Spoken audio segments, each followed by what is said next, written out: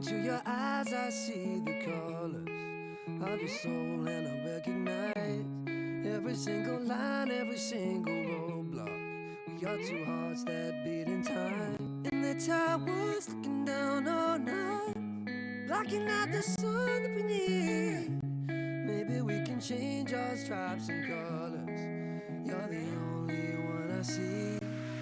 And I take it all or nothing at all, driving through the night till I'm at your door. Go outside, stay up all night. And I take it all or nothing at all, driving through the night till I'm at your door. Go outside, stay up all night, sleep through the sunrise.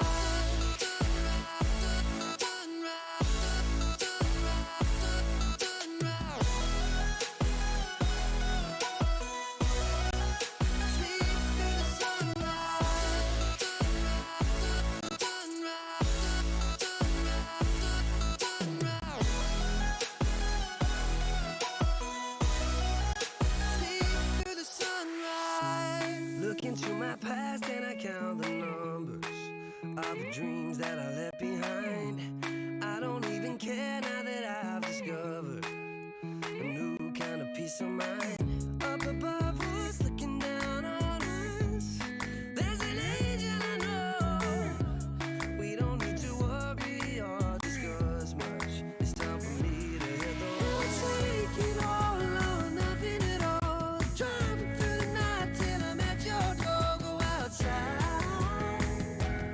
stay up all night, sleep through the sunrise.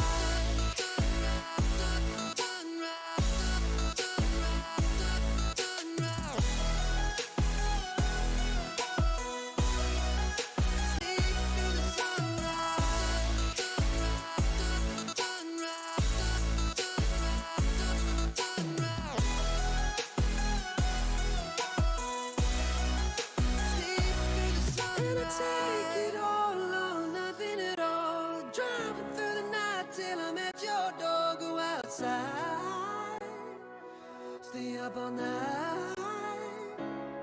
And I take it all or nothing at all, driving through the night till I'm at your door. Go outside, stay up all night, sleep through the sunrise.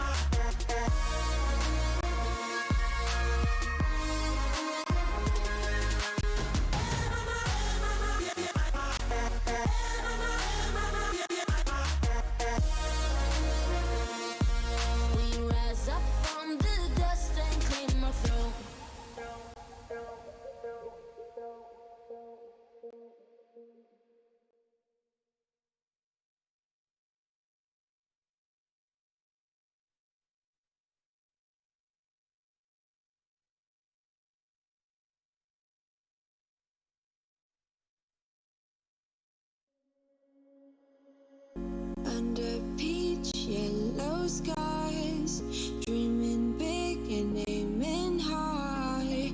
Name the clouds passing by, wishing we run away. All we need is our passports, baby. Leave the rest in our troubled minds. Let us go down in laughter, baby. Trying to figure out what we're after. We're never heading back until we're older. We couldn't care no more, not any longer. Under peach yellow skies, we keep on searching, but we will never know what we're after.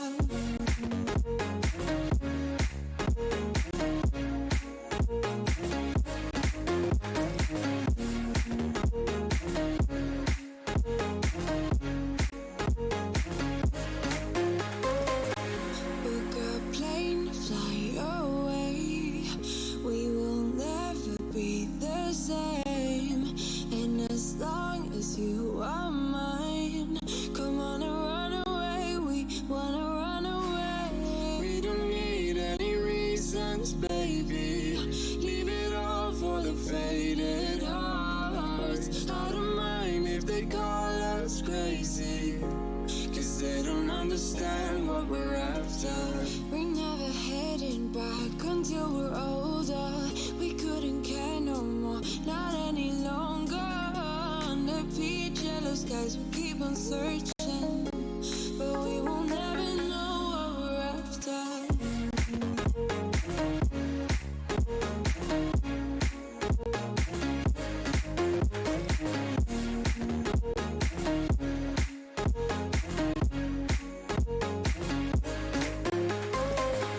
We're no kids no more. I need to feel alive in this dreadful town. I'm running out of time, and as long as you're mine, I wanna run away.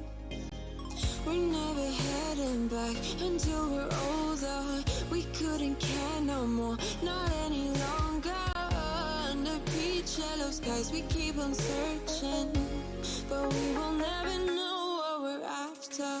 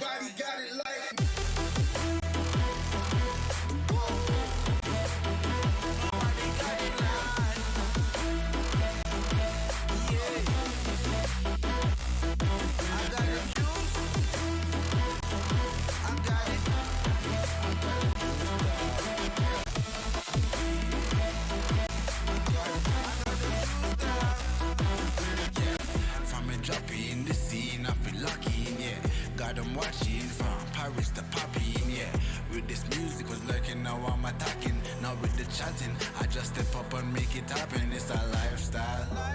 Living young and restless, yeah, we quite wild. If I want it, I'ma get it talking right now. And I ain't got no regrets, it's my time now. Lights out when you see us talking moves. You don't know that's the topic. And if you talking juice, well then you know I got it. Then you know I got it. Nobody got it like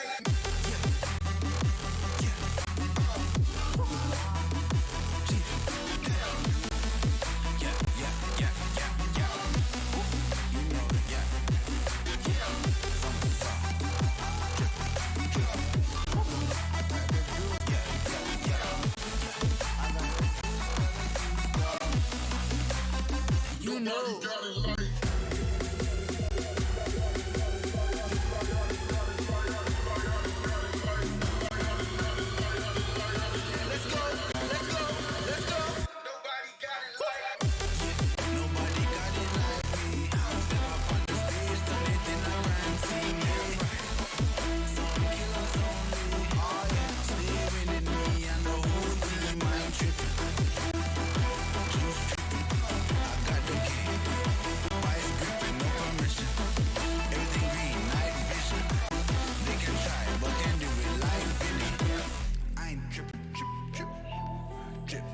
They can try, but can't do it like Vinny. Yeah, no permission. I got it.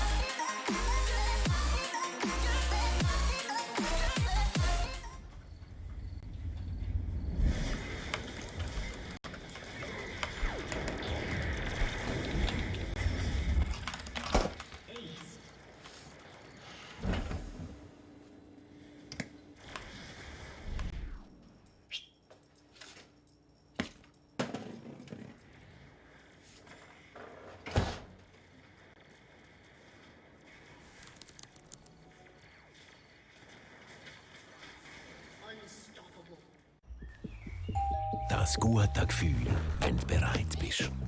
Schon bereit, immer noch bereit. Bereit aufzustehen.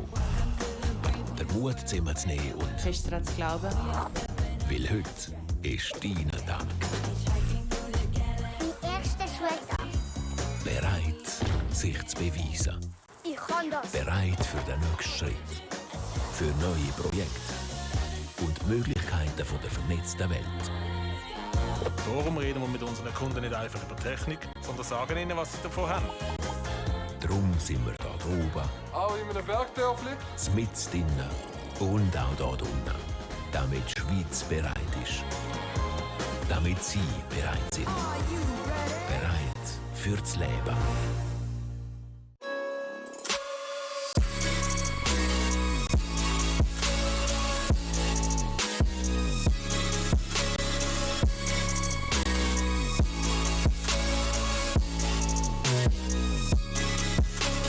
You love it, you wear it. What's your style? Get your merch at shop.eslgaming.com.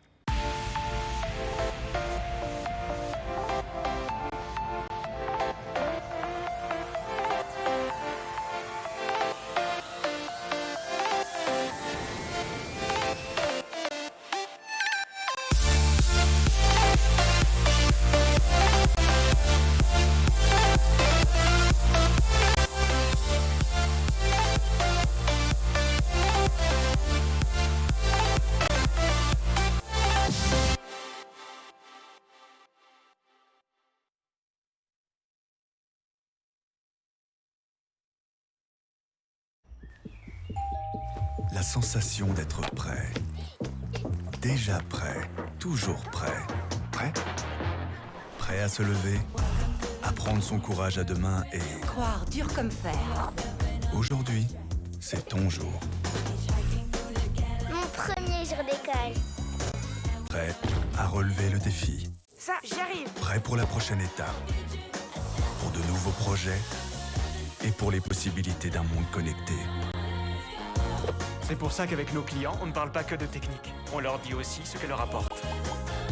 Parce que nous sommes là-haut, Jusqu'au village les plus reculés. à tous les niveaux et tout en bas, pour que la Suisse soit prête. Pour que vous soyez prêts.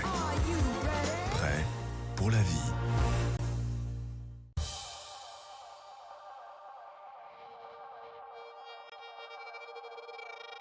Came from the darkest regions, wrapped in a cloak of light. Minus of focus heights, I'm trying to get my opals right. Throw my doubts aside, I climb the mountainside.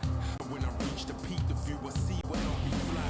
Feel the pressure, but it's relative to the man I measured. No time for hesitation, finally time to step up.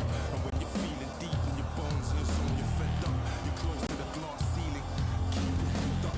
See your dreams as a goal, that's how I'm seeing mine. Achieve my full potential, let all of the demons pre my shine.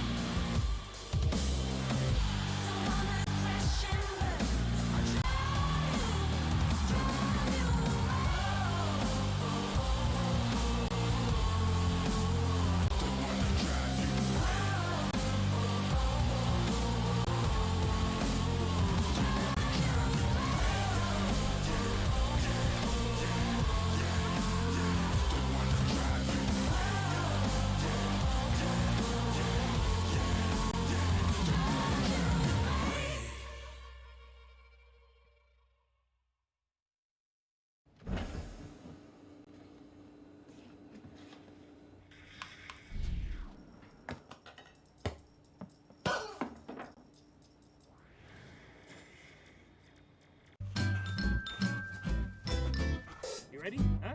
Hey, easy boy, huh? You ready? Huh?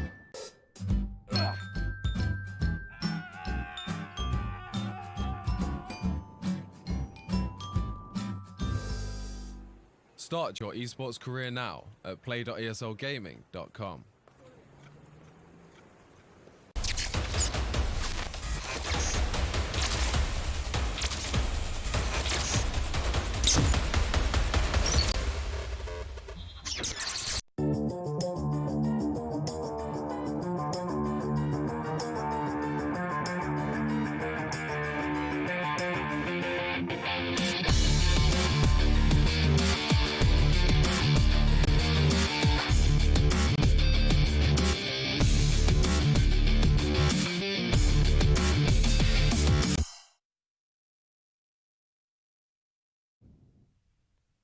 Good evening, ladies and gentlemen, and once again a very warm welcome to tonight's show as we're featuring some more League of Legends action here in the Swisscom Hero League, powered by ESL.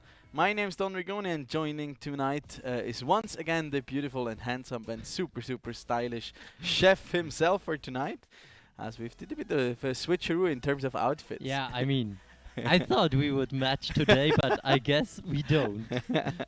Not for tonight. Not for tonight. It was like I was actually glad I was wearing a rather light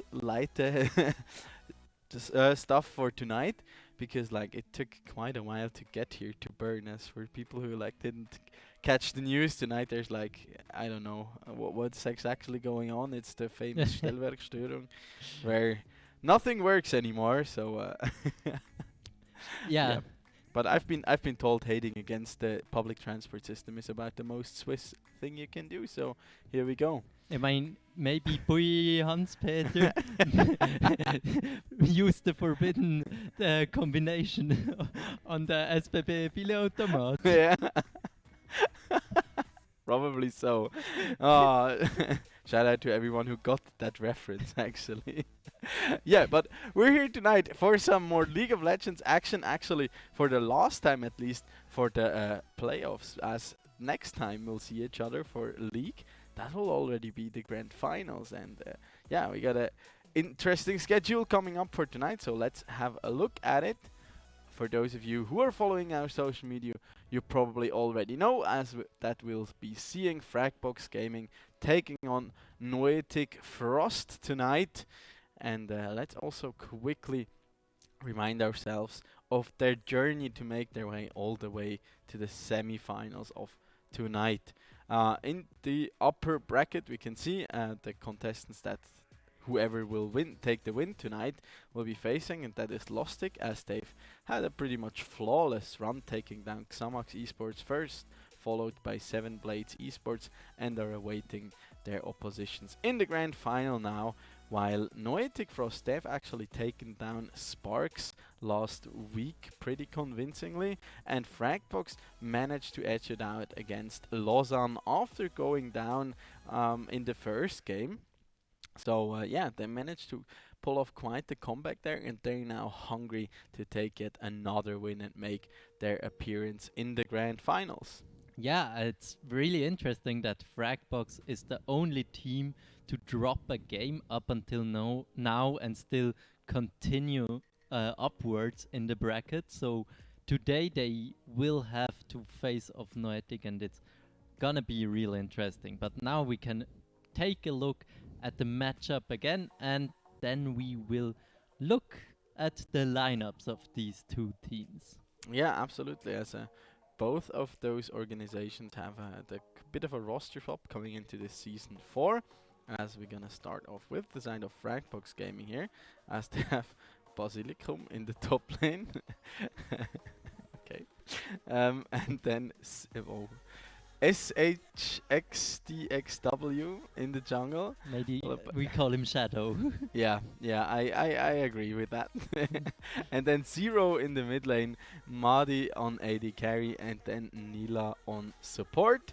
That will be the lineup for the side of Fragbox. Yes, some players we know well already from previous seasons, like Zero and Nila, but we have also some newcomers in the scene, like Basilicum and Madi. I'm not sure if we have seen him. No, I think he's also new. Yeah, I would also say so. So let's take a look at the lineup from Noetic side. In the top lane we have Toby. In the jungle we have Kazuko. In the mid lane we have Eliogal. And in the bot lane we will see Tito together with Draw Leaks. Yeah, and especially last week, we've seen some really, really strong plays and coordination coming out of this roster. As Drolix, he's had pretty good time on his supports, but I guess the MVP for Noetic was really Toby on his top lane, who had basically 2 back-to-back pop of performances, carrying his team super, super hard, especially in the second game on that Camille. He was just an incredible menace, and it was basically impossible for the carries of Sparks Meat for you to do anything against him. So I'm quite curious whether he can follow this up tonight, but also Kazuko in the jungle, which we haven't seen before this season actually, was doing quite well. I mean, he struggled in the early games for a bit, but then he came back really, really big, especially on his Evelyn. He had such a good showing, really targeting out the key members of their opponents and taking them out as an Evelyn should do, but he did it quite in a stylish way, I gotta say. Yeah, I mean, it's always disgusting to see an Evelyn doing Evelyn thing, because as she gets ahead, she will just one-shot the carries, and it's just low counterplay at sometimes. I mean, you have to find the right angles with Evelyn, but if she can find them, it's so disgusting. And if she even gets the Mage Eyes and can stack these pages, it's just disgusting. She'll just keep turning those pages until she reaches the final chapter where she can just one-shot you within a blink of an eye, basically, and you better hope that you got your flash up then. We were actually asked to make some predictions for tonight, and apparently we didn't quite agree to the same thing. I wasn't told they want to keep it a secret here what the chef predicted, so you're actually saying that Noetic will win it 2-1, and I'm saying that Fragbox will take it with a 2-0. What was your reasoning behind this? One strong point was surely the Twitter game from Noetic. Yeah, okay. So, I mean, they had some decent Twitter game already. Yeah. So I feel like they need to back it up now on the Rift. Otherwise, they're just disappointing their own expectations. Yeah, I mean, somebody has to take revenge for Xamax, I guess. I mean, yeah, somebody has to try. Absolutely. But this will, of course, be another duel from the Romandie. So I guess the stakes are quite high here tonight. Are you hungry? Yeah, a little bit. More of still in the travel zone, I guess, because it was it was taking so long. Yeah. But make sure to keep up to date actually with the results also of our other games. Well, at this point we have all our finalists confirmed outside of our last outstanding one here for League of Legends, which will actually be Dutchim against Senpai Rect in Clash Royale, then Red Instinct against Kings for CSGO, and then of course Lostic against either Noetic Frost or Fragbox Gaming. That will be determined later tonight. If you want to keep up to date with us or also join us for our finals, I think there's still some tickets to maybe be given away, so keep your eyes peeled there and make sure you follow us at ESL Swiss on Facebook, Instagram and Twitter, and let us know your thoughts on the matches coming up tonight. If there's anything you want to share or comment, you can always use the hashtag ESL Swiss, and we can publicly show your tweet here live on stream. So yeah, what are your expectations outside of the result here to see tonight? I'm really interested to see if one of both teams is gonna pick up the Twitch, because Twitch is quite a trend, I guess. We've seen it at Worlds, we've seen it in the last semifinals. Lostic,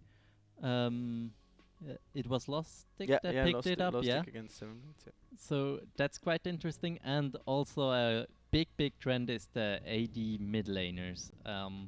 We've seen Lucian pop off quite big, but it's also possible that the other picks on the marksman side are gonna be swapped into that mid lane, and it opens up just so much possibility for the jungler to pick these heavy AP carries in the jungle, like Lilia, like Nidalee, like Karthus, like Evelyn, and I really like it to see that change in the jungle, and I'm excited to see that trend, and I'm interested if that trend is gonna keep up also tonight. Yeah, one of my personal favorite picks to watch and appreciate, of course, is my very favorite Vestayan in the set in the mid lane, who's just he just pairs so incredibly well with exactly those AP junglers. He goes quite tanky and can actually sustain himself quite a bit throughout the laning phase, just thanks to his passive. Yep. He also gets some very nice wave clear, actually, just with his face breaker plus the balmy cinder, plus then of course the haymaker, and his roaming potential is just off the charts. Plus, of course, there's always that potential for incredible team fighting when he just stops the show and slams your tank on top of the entire team. I mean, it should be renamed the show starter, because if he lands a good showstopper, the show starts for his team. That's true. But it will end for the other team. So I guess that was kind of a coin flip when deciding the name, as we see the first ban here coming out on the side of Noetic, which will be the Jhin. No big surprise. Modi plays that champion quite a bit and with quite a bit of proficiency as well. And then the Bard here being taken off the table by Fragbox. Also it is too little to no surprise, as Trolex is pretty confident on that champion as well. Now we see the Soraka here coming out as a ban. Nila is quite proficient on those enchanter supports himself. Like, he really likes to go for these Namis, for the Soraka, and yeah, if you're like I mean, Soraka is still a champion that scales decently well into the late game and makes it so much harder for your opposition to get like good team fights in. But Nila has also another interesting pick up his sleeve, and that's the Cillian. Yeah. I would really be interested if he's gonna bring out the Cillian. But now the bans are completed with Shen, Vladimir, and LeBlanc. And they're offering the Caitlyn here and lock it in even. That's a bit of an interesting take, as Caitlyn, she ever since Worlds especially, she's dropped down so much in priority. We've seen her, well, basically Ashe completely replaces her, because it's more or less the same, but with better scaling of attack speed. You have to engage on top of it all. You have better poke, I'd argue. Caitlyn has one big strength, and that's zone control.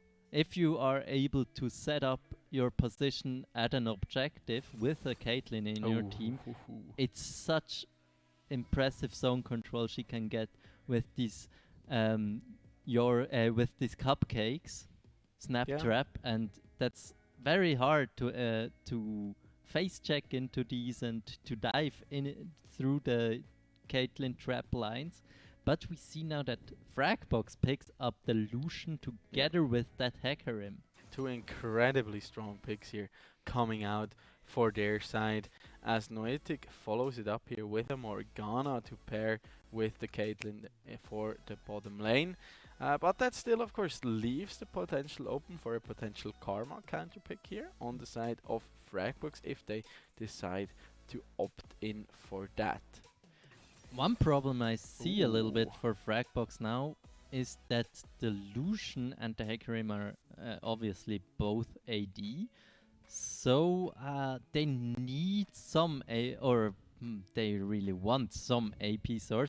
The Karma is the obvious pick for the support role, but I don't really feel like Karma brings enough AP to your whole team. Yeah, I mean, they could theoretically still flex it around, but so far they already pack quite a bit of a punch here, as the Karma, of course, just with their base numbers throughout the early to mid game, just deals quite a bit of damage. You wouldn't really expect it, but those Mantra Qs, they can hit you quite hard, and especially getting rid of those black shields will be super crucial, as Hecarim will be looking to dive into the backline, and Fragbox now taking away the Irelia here. Also, like, I think one of those pick we'll probably see more of coming into Worlds. We haven't seen her too much, but I still think she's like one of the picks to watch, as she also fulfills kind of that role of that mid lane AD carry, or mid laners that does AD damage. Yeah. And then we see that Cassiopeia here also being taken away for in terms of availability for Noetic. Makes a lot of sense, especially into the Lucian, as they really want him to be able to snowball and to have a strong matchup here. Yeah. The last one on Noetic side, interesting though. it's a Xayah, so they don't want to face up against the Xayah in the bot lane, and the Ashe is still open. But Probably they want to get rid of a potential like Xayah Rakan combo if they decide to like flex the Karma into the top lane and have Lucian top, or Lucian top and Karma mid. That of course also works. I really see that. I love it. Yeah, that's a 6 bot lane pretty surely, and that's something so great about the Lucian mid lane pick. You can then also pick 6 in the bot lane, and 6 in the bot lane is quite explosive, I'd say. Literally. But he deals with many AD carries quite well because he has good wave clear on a very high range, and he packs quite a punch. And when you leave the lane, when you leave the 6 alone with the turret is gone. Yeah, that is definitely true. And ever since his it was a rather small buff, but it's still like we see him a lot more, but this naturally also due to some nerf that other AD carries have received, of course. But ever since his short fuse passive was nerfed, 6 of course also became quite a bit stronger. And fun fact, didn't want to give it away too early, but Madi, it's actually Madi's most played champion by what I could gather previously to our game. And now Noetic Frost, they decide to pick up 2 very strong team fighters here, contrary to what the Kazakhs pick might have suggested earlier, as they snagged themselves the Ornn and the Orianna here. And now it's up to Toby what they will get him in this one. It will be the Fiora this time, just fitting his playstyle quite well, I'd say. As was it? I'm not quite sure. Was it the Fiora as well in the first game? Or was it? I think it was Gangplank. I'm not sure, but I also would tend more to that Gangplank. Yeah, I think it was Gangplank, and then in the second game was certainly the Camille. But of course, Fiora and Camille, they are fulfilling a very similar role. Of course, Fiora has better team fighting, while the Camille has better pick potential, I'd say. I wouldn't agree with that, because Camille has quite good setup for the team fight, while the Fiora excels at split pushing.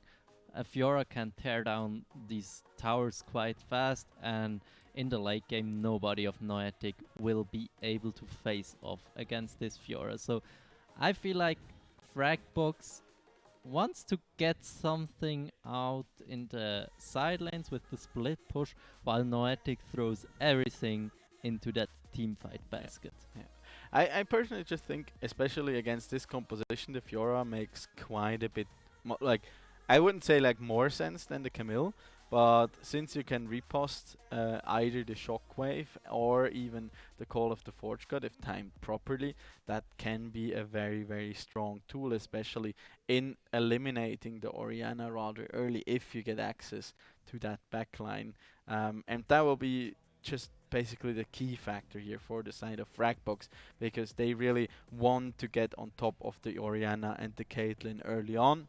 And if they manage to circumnavigate the defensive capabilities that an Ornn has and the Morgana offers, plus of course always that Shockwave threat coming out from the Orianna, then they will be looking pretty good.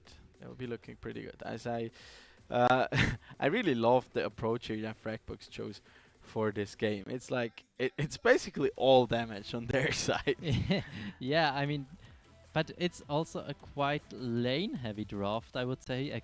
I mean, they counterpick that bot lane pretty well. A Caitlyn Morgana that's not able to push in isn't that useful. Yeah. And at 6 Plus can the- easily match the push of a Caitlyn, and the Karma counters the Morgana anyways. So I think was a big focus for Fragbox in this draft.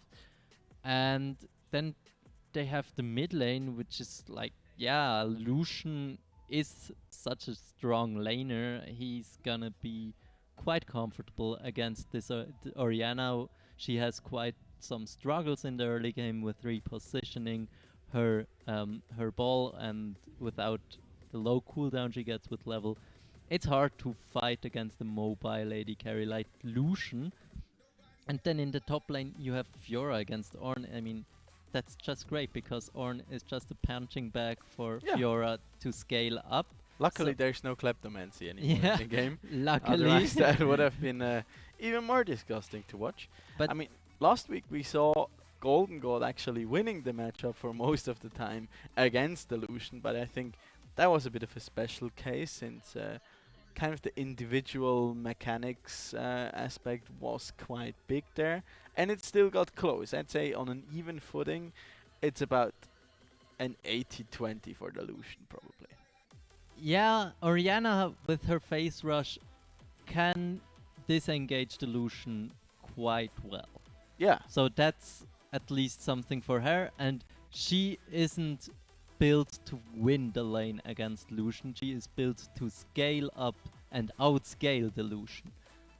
But that just means that the early priority will be on Fragbox's side, and that's gonna be quite a hard burden for the jungler from Noetic.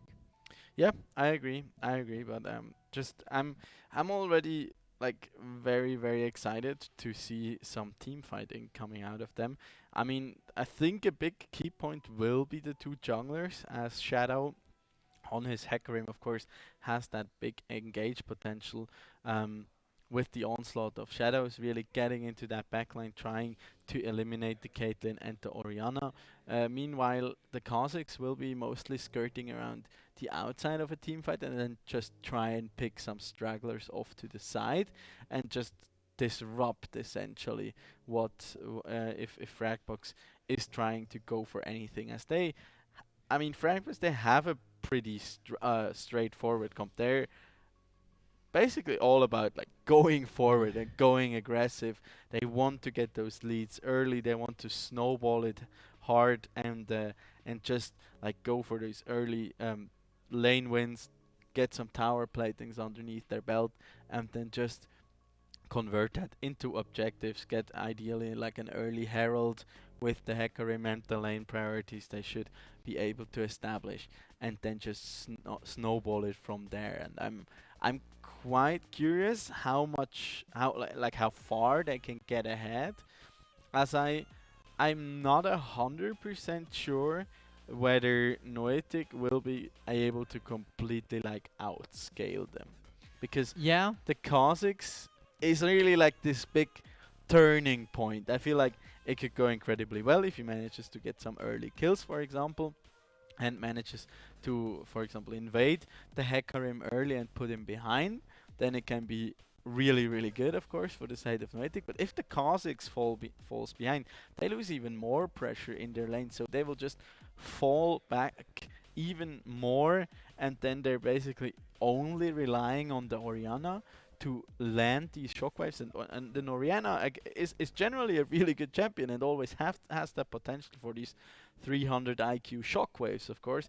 But then imagine you have like a Lucian dashing in and around you. You have the Hecarim jumping into the backline. You have the Fiora that also has, of course, incredible potential to just pick someone off and then heal back up even.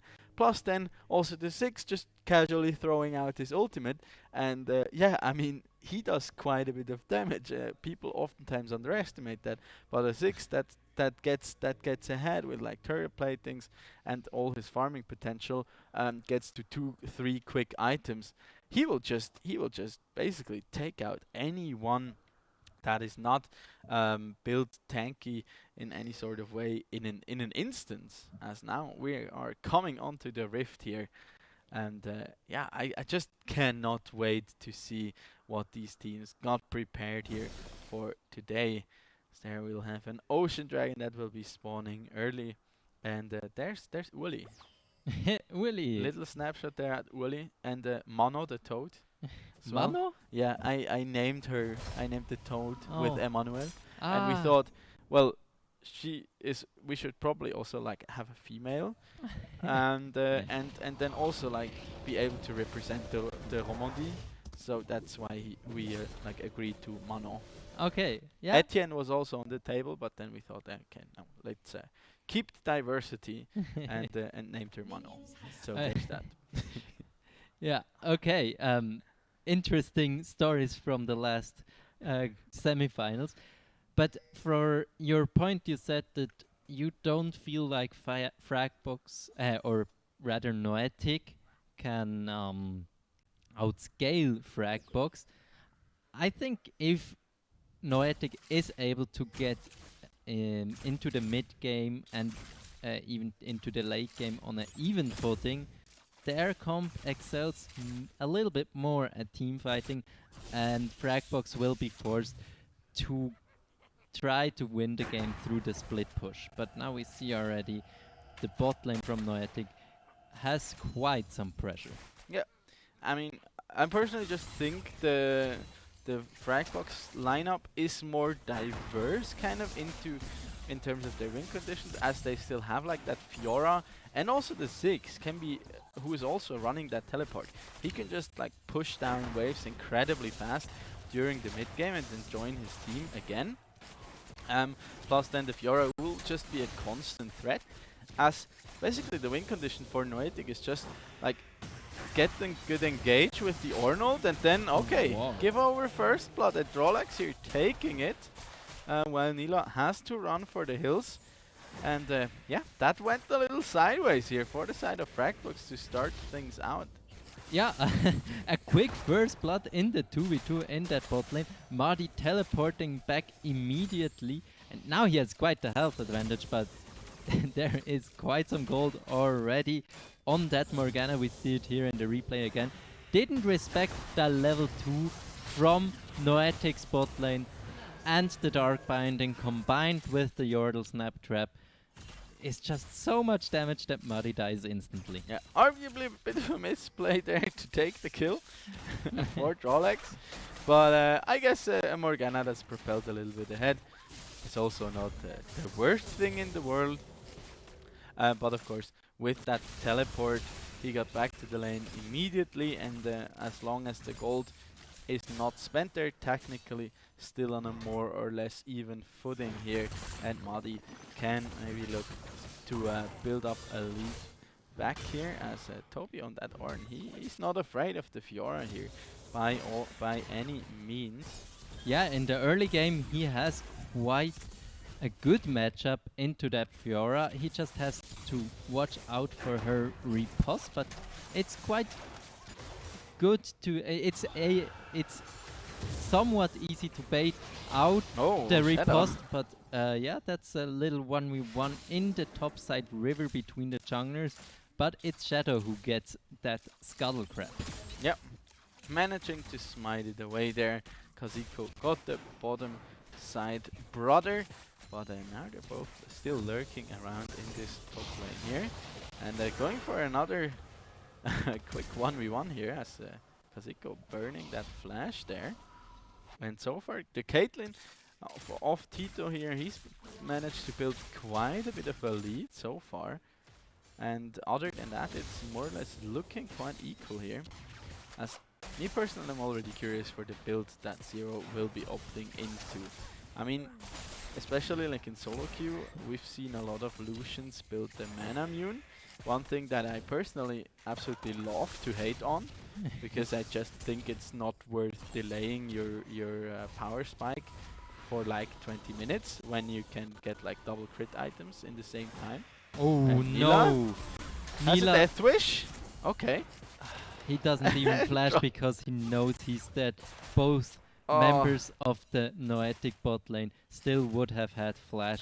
And I mean, I see that the thought of trying to interrupt the backs from Noetic, but that backfired quite without hard. vision and into a Caitlyn Morgana, I mean... It's quite disrespectful from Fragbox in this first 5 minutes in the bot lane, and there is already a 1k gold lead, and I guess most of it is in that Morgana. Yeah, absolutely. So she has already built herself a shutdown there. Oh well, it's still 500 gold that Tito is up here over Muddy in the bottom lane there. But yeah, on the Morgana it is quite significant at the very moment. But already in the bot, Hornet, he's been able to build a bit of a lead up on his Fiora 2 here. And yeah, with some good wave management and maybe Shadow also paying a visit up in the top lane there, they can maybe turn this around and try and snowball this Fiora ahead, which would of course open up a lot of possibilities here for the side of Fragbox, as yeah, the early phase of this game did not quite go according to plan, I'm assuming. It didn't really go as planned. Fragbox played it very disrespectful in that bot lane. That Caitlyn is so strong on level 1, level 2, and 6 isn't really that powerful in the early levels, but they still wanna force him off. And now they have Zero coming in with the culling, but it goes quite wide. Zero still wants to go forward and has to watch out without his relentless pursuit.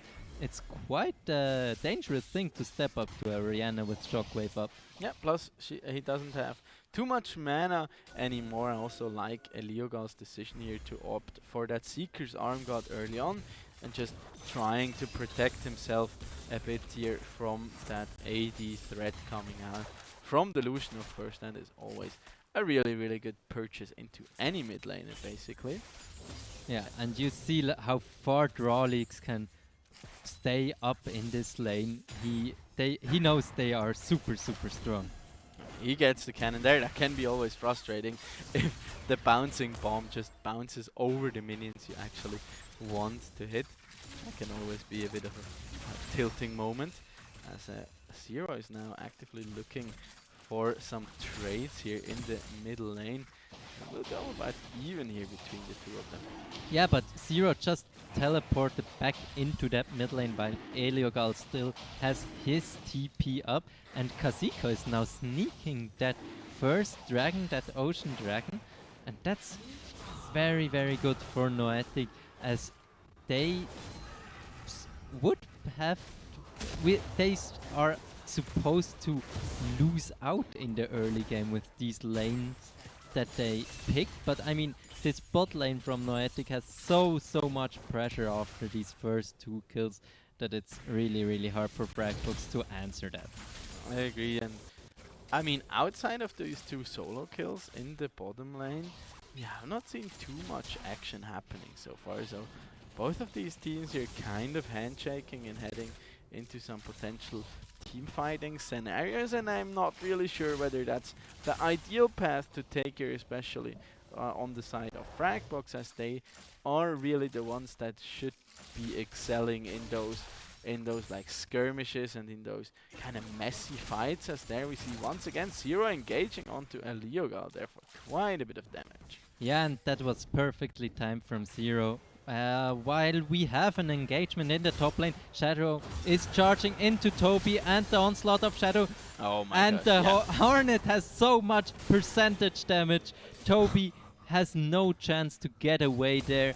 The percentage damage from the Grand Challenge from Fiora, as she can proc multiple duelist bans, is just insane. And Hornet even can get some platings, but now Kha'Zix is trying to get Hornet back. Takes a tower shot there And Kha'Zix gets a great riposte. Kha'Zix tries to flash afterwards, but Hornet gets out, and now Shadow comes in, but the TP from Toby is also coming. Shadow is fast enough to get away, but now comes the Horn. The Horn gets the knock up, and Kha'Zix can pick up the 3rd kill for Noetic. That was quite far overstayed from Hornet, as Toby still had his TP up and Kazuko got a great surprise on him. Well, I think the main problem there wasn't even Hornet. I mean, he got the kill, he managed to pick up a plating on top of it, and then he was out. But Shadow just relentlessly charging forward and engaging onto Kazuko there, I think was the main problem. Just showed his presence there. Here, yeah, he gets out, gets the healing on top of it from proccing that vital, and then even gets the flash out.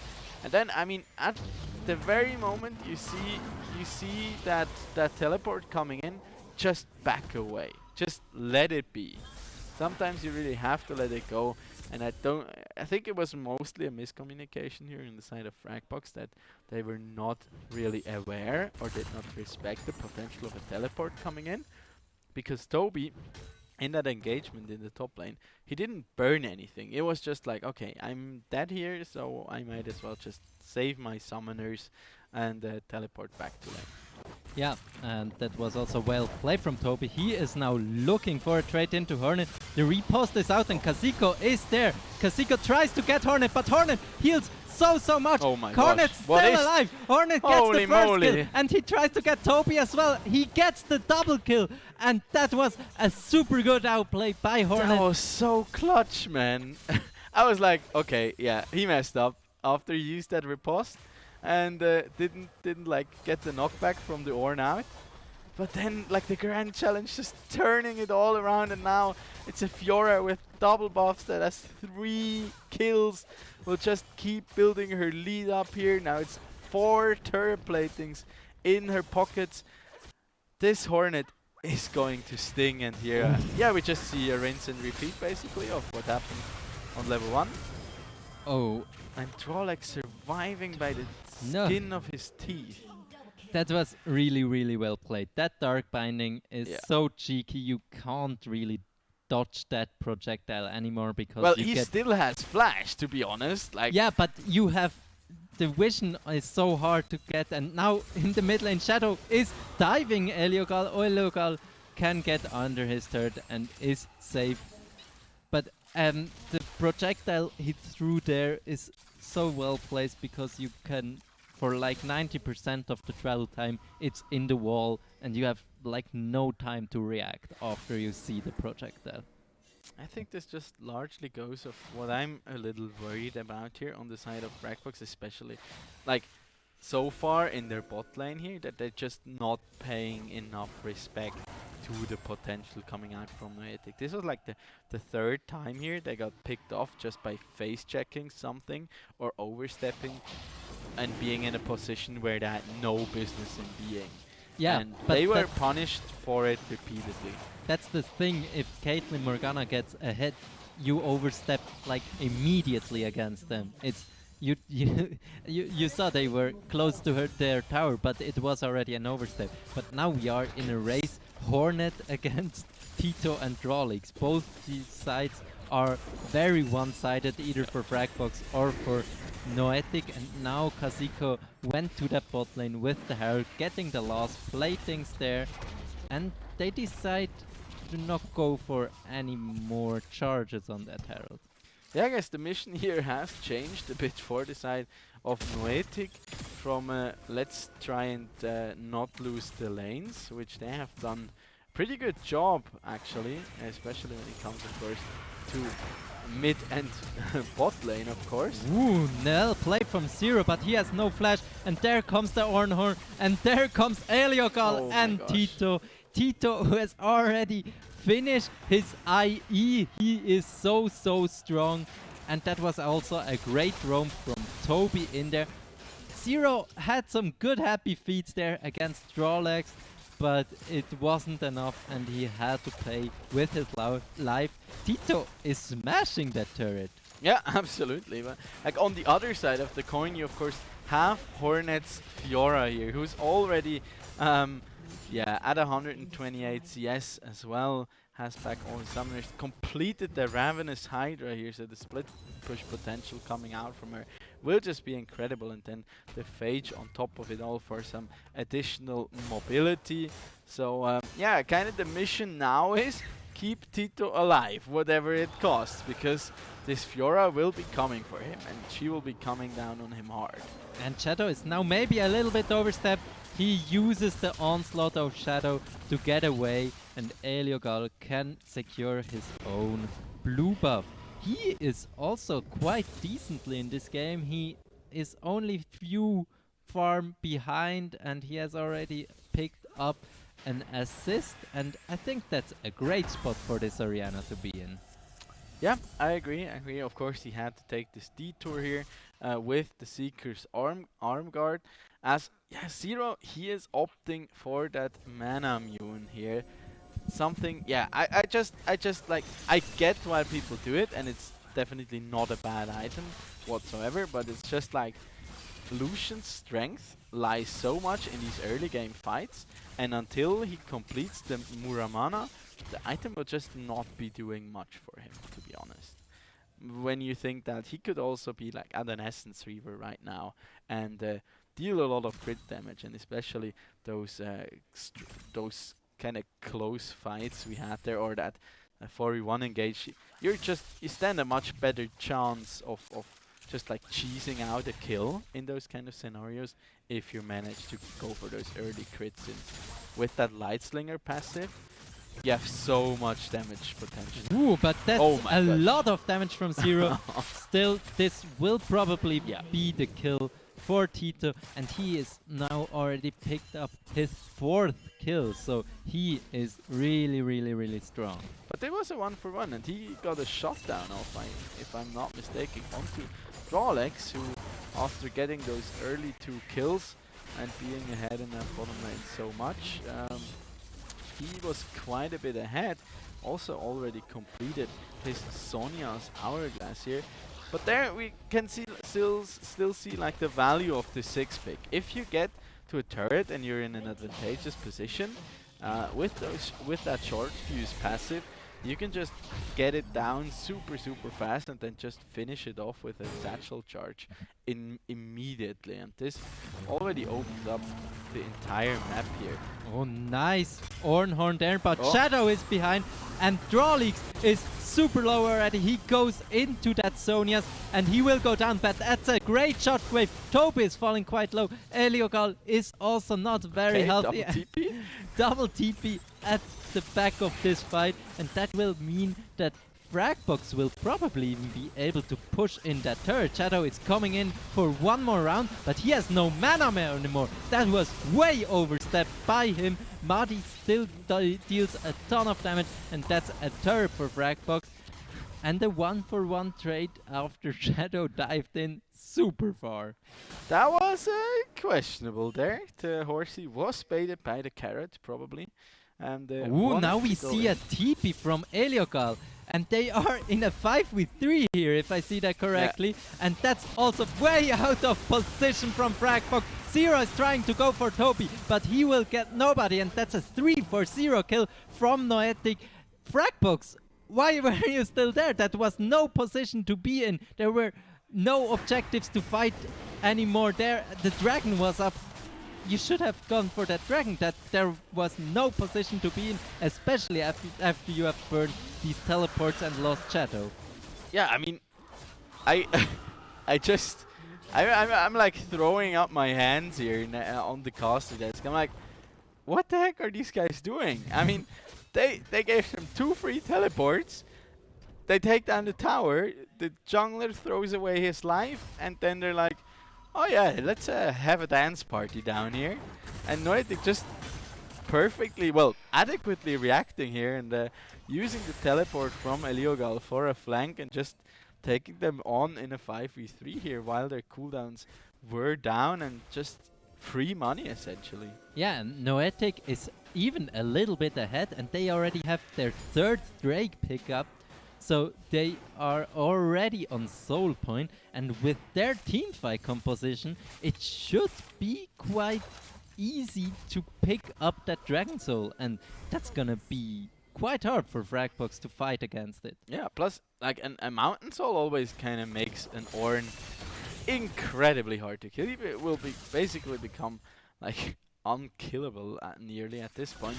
But also like the Morgana and the Orianna, who are both opting for a Sonya's Hourglass in this game, will profit quite a bit off of that Mountain Soul potentially, because it helps them so much against the burst output from Lucian, and then of course also the Hecarim plus the Fiora, who are currently the biggest problems they're facing, since the 6 is basically only on wave clear and tower takedown duty at this point. Yeah, and that's exactly what's gonna be a problem. This 6, yeah, he has picked up quite some gold from towers, but he still is a little bit behind in farm, and he went down quite some times. I mean, just compare it. It's a Luden's Echo compared to a Storm Razor, an Infinity Edge, and an Agility Cloak.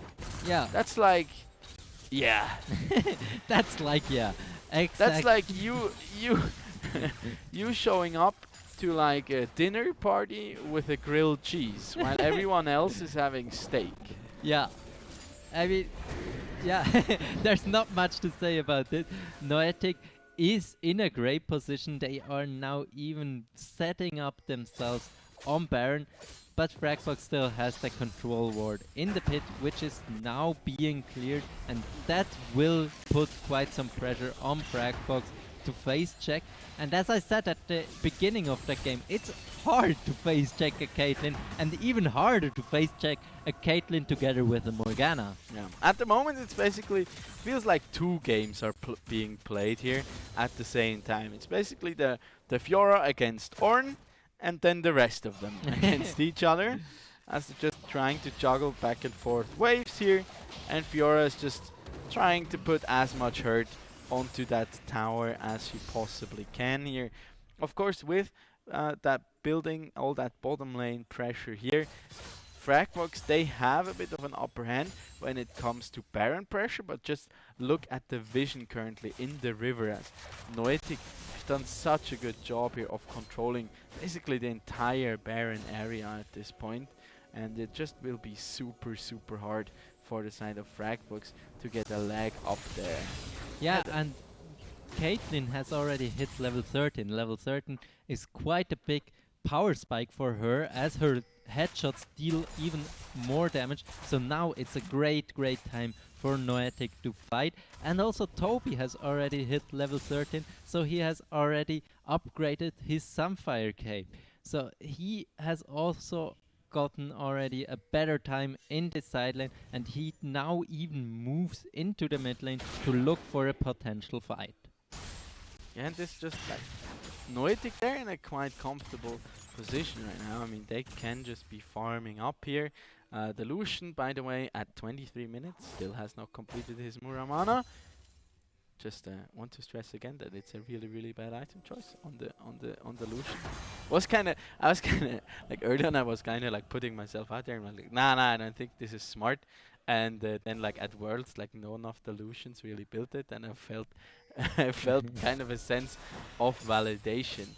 But let's see if it will do Zero any good here in this one, as now Hornet is the one here that will be taken on. And yeah, Fragbox, they know this time they have to contest this Dragon, as they really don't want to give this Mountain Soul over for free. But you see, Fragbox is trying to push on multiple lanes. That 6 is pressuring that mid lane. Eliogal is now in the pit together with Kha'Zix, and they are trying to rush out that Drake, but there is the steal attempt. The steal won't come through, and that's the Mountain Soul for Noetic, and they just had to pay with their tier 2 tower in mid lane for it. I don't know. I'm kind of lost this game. They had the position to defend this soul. Yeah, but but they really did. They had so much vision, they didn't think that Noetic is going for it so fast, and Zero is out of position. Zero is down, and this means Toby is free to death this bot lane, and in the meantime Noetic can pick up that Baron buff. As Shadow is still down, there is no real chance to steal it. Eliogal is trying to zone out Nila. Nila is trying to get that steal, but he has no chance. I mean, at least Hornet gets the turret in the bot lane, but that's the soul and the Baron for Noetic. You can't give him everything, Fragbox. Maybe this is like what happened last week. I was told the first game they played against Lausanne was apparently quite a bit of a stomp from the side of Lausanne, and then they like managed to came back. Maybe this is another iteration here of Fragbox, just more or less being asleep at the wheel, it feels to me.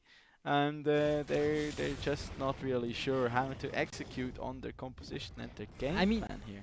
I already said that if we go into a mid to late game on an even footing, I would give it to Noetic in the team fights and Fragbox in the split push. But that's another pick from Drawlex, and that's a dead Neela. Drawlex survives quite handily, or he goes down quite low.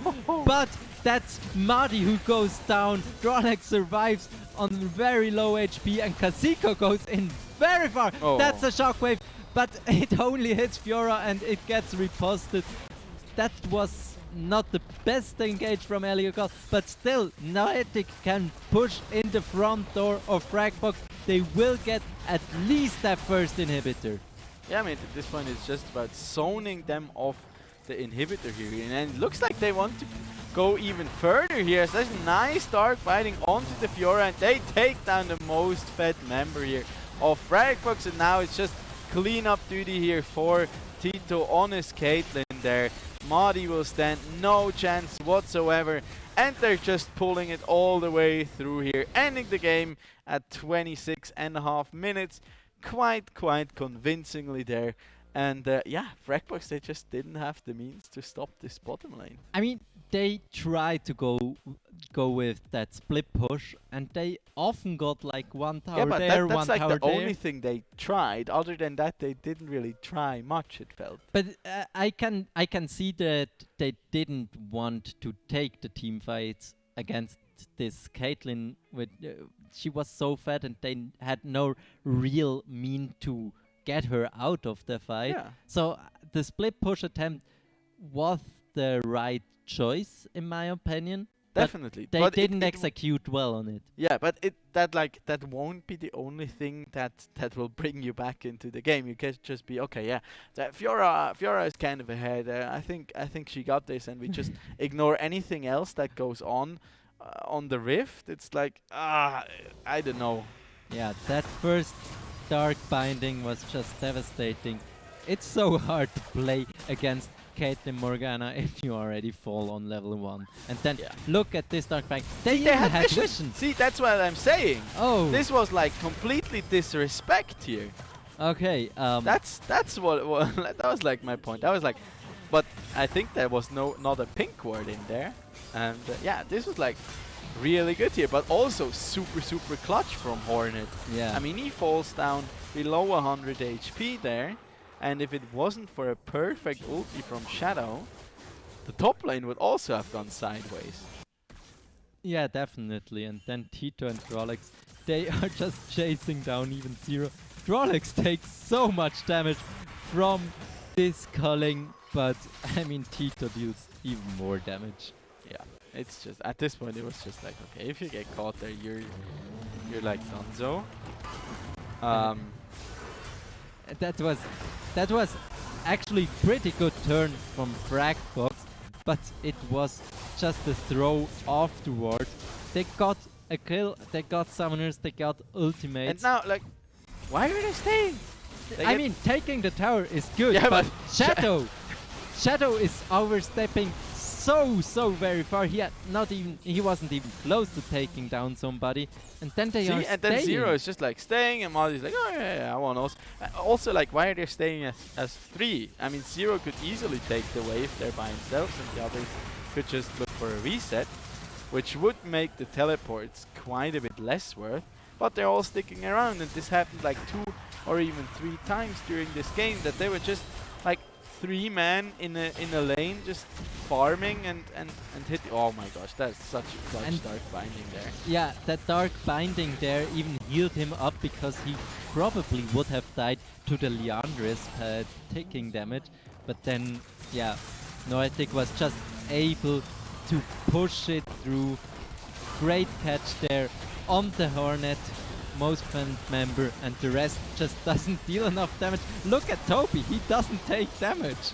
He stays there for so long. Well, it's an Ornn with a mountain so long. Yeah. You know, but and only AD damage punching into him. Yeah. So so I don't know. Like, I know I'm kind of sounding as if I'm really like flaming Fragbox here, and I think I kind of am, but I'm just really disappointed because they had a clear idea when going for that draft.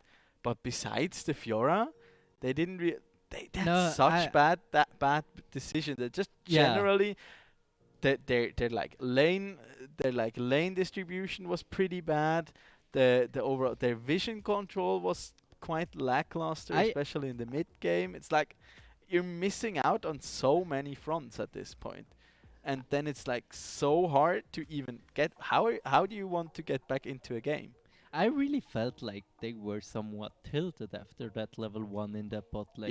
Yeah, but that's mental game could also be a big part. Because it felt like they weren't really in the game. Yeah, they weren't trying anymore. Tito and Drolex were just able to roll over Nila, and I think it also was a bit of an autopilot because like the Zero opted for the Berserker Greaves, and also the 6 went for the Magic Pen, which I arguably think, especially when you're that behind and into an Orianna plus Morgana. I mean, Morgana is the more important part, I think. Yeah, it's like it can be so clutch if you have these Mercury threats and can get out of harm's way in time. At least if the 6 would have maybe picked up the cleanse, he would be able to survive one of these situations. Well, I get why you'd usually in this matchup. I think the cleanse would have been the better choice. I think because I mean, especially for that matchup. Yeah, because you cannot like fully push in when you have the 6 as like a complete counter pick,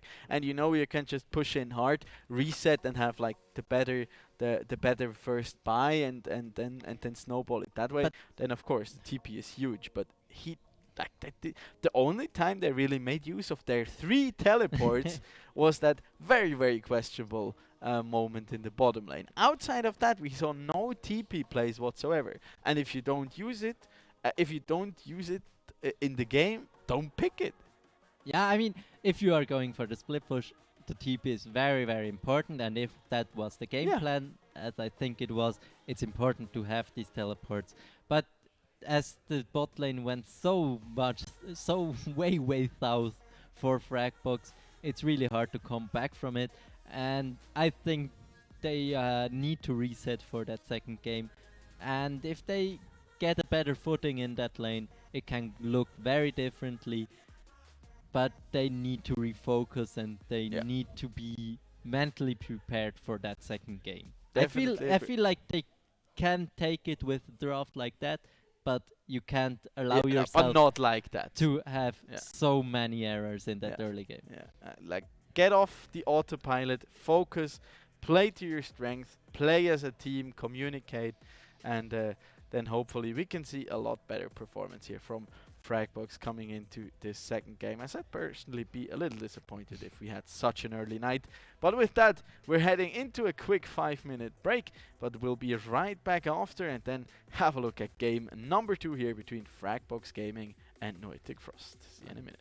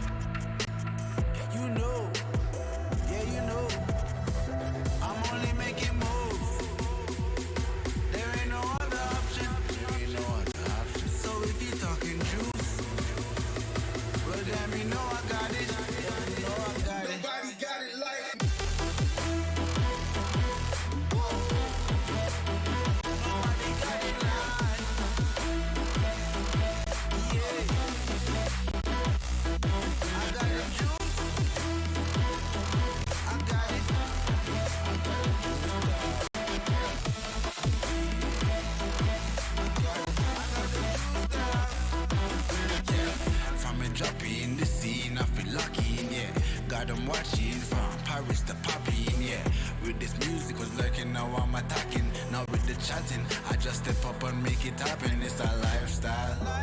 Living young and restless, yeah, we quite wild. If I want it, I'ma get it talking right now. And I ain't got no regrets, it's my time now. Lights out when you see us talking moves. You don't know that's the topic. And if you talking juice, well then you know I got it. Then you know I got it. Nobody got it like me.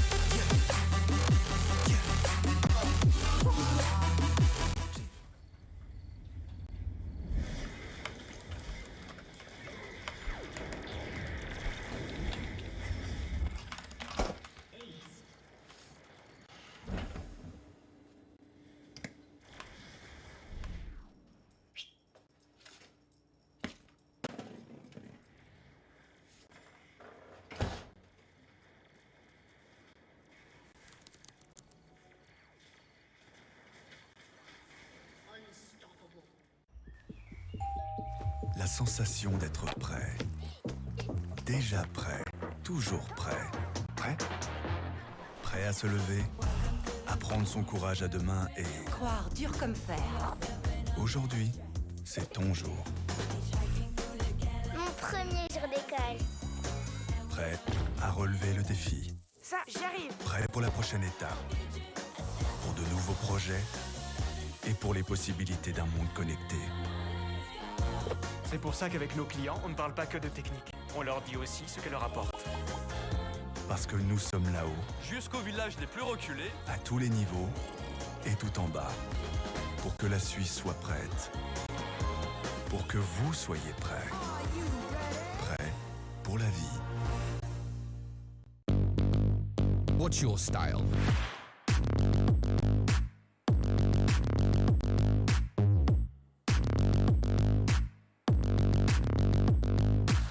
Get your merch at shop.esogaming.com.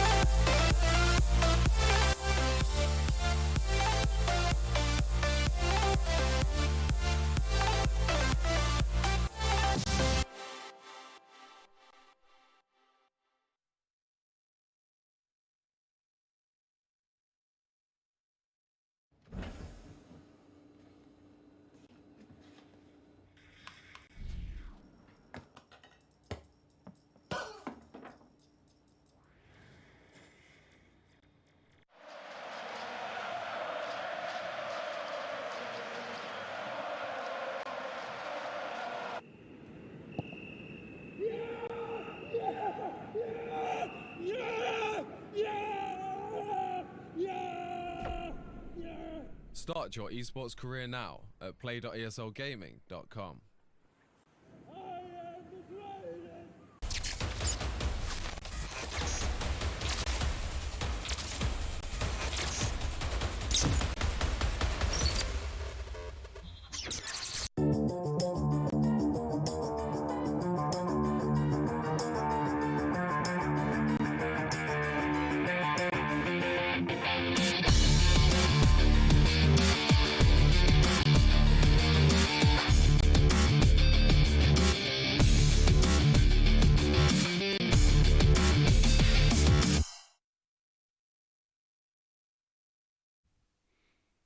Good evening and welcome back here for this night of the Swisscom Heroleague powered by ESL, as we are currently looking at our semi-finals here between Fragbox Gaming and Noetic Frost, where Noetic is currently up 1-0.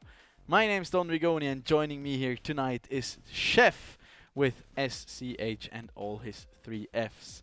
Make sure you follow us on social media on Facebook, Twitter and Instagram at Don_Rigoni in my case, and at Chef with a Z at the end and 3F for this lovely guy here next to me. And I mean, what a game that was. I'd argue not really in terms of excitement, but a bit in disappointment, I think.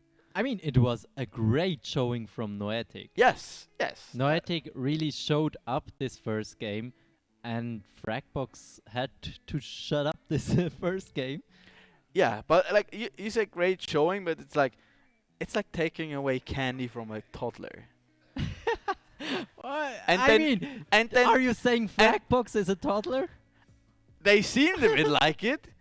I mean, usually a toddler has more of a will to fight, I think, than they did in this first game. But yeah, and they also then like pushed him in their sandcastle and just like buried them and left them there. Okay, shots fired, I guess. I just want them to wake up. I want to see some League of Legends here, and not like drafting for something and then like just getting obliterated. That we'll leave that to G2 at Worlds, I guess. No, I don't hope so. I really don't hope to see that. It is a possibility that they're gonna choke it up, but it's like, please don't ruin my pick'ems, G2, if anyone is watching. I hope they hadn't a G2 vacation. Yeah. But they've probably just been playing Among Us. Yeah, I mean, these players often play stuff like that. I mean, like when WoW Classic came out, they played it like quite a lot. Wonder, do you still know how to play this? Oh god.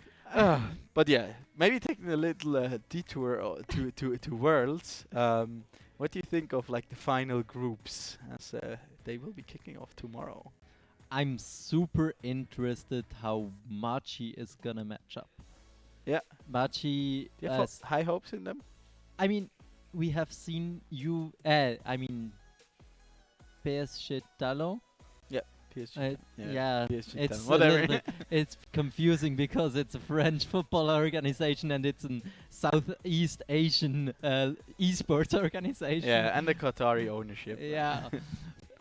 But I mean, they showed up quite good, and then Machi was the winner from their league, so it's gonna be really interesting. But let's get back to today, to this evening, where we see the second match between Fragbox and Noetic. They swapped sides. Now Fragbox is on the blue side, and the first bans are equal to the last game, with Bart on Fragbox side and Jin on Noetic's side.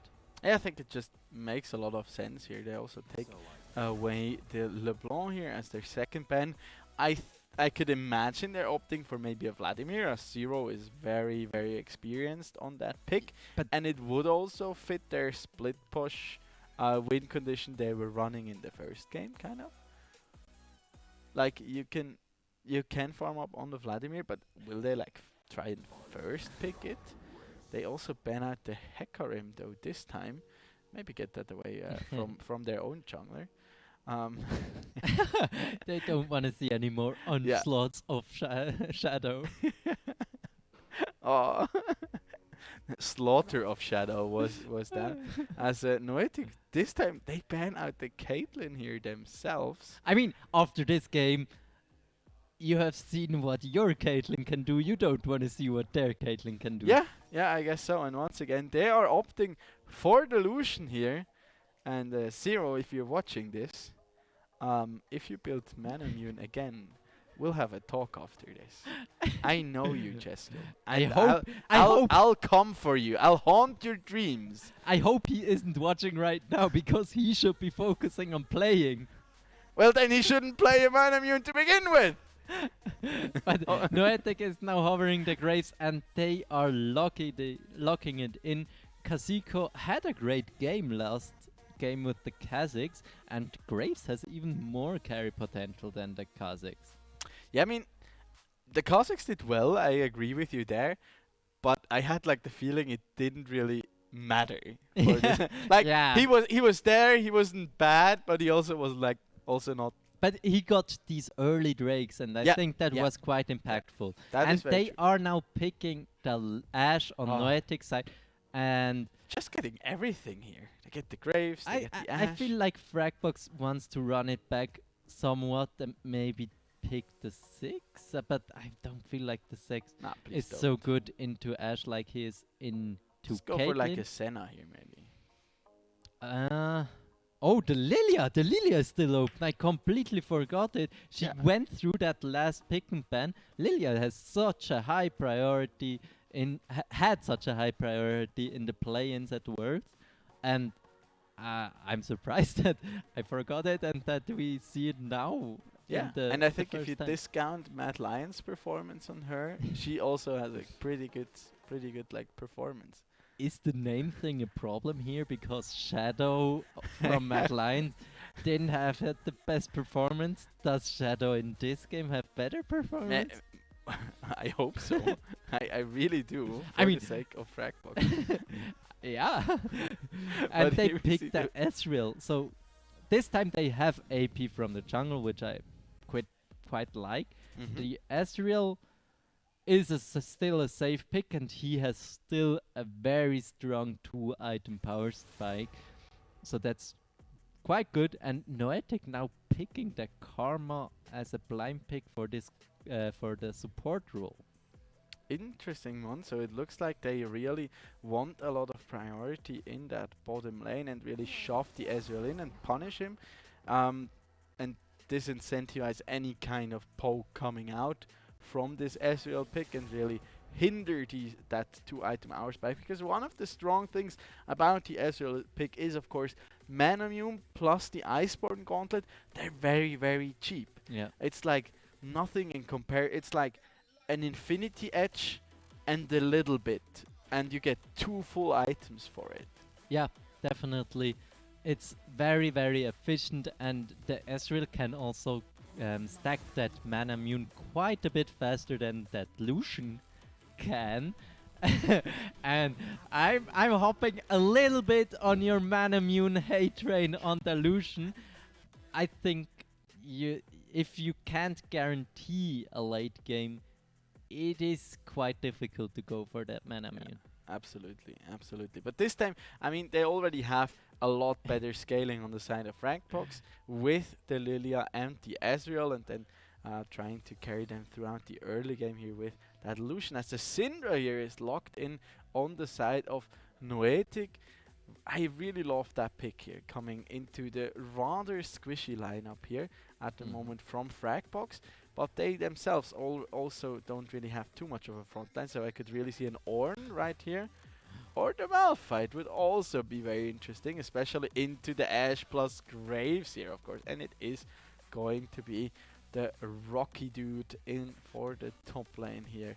Hornet a little bit being dialed back from his carry split push role here, and yeah, more looking for some unstoppable onslaughts here for game number 2, as it's the Thresh that will round out the draft here for the side of Fragbox. And after being hovered, it looks like it could really be the Sylas here. That would certainly be a very good pickup here for the side of Noetic, as there are some pretty good champions to be picked up, especially looking at the culling from Lucian, but also the True Shot Barrage, and then the big thing, of course, being the Malphite of ult.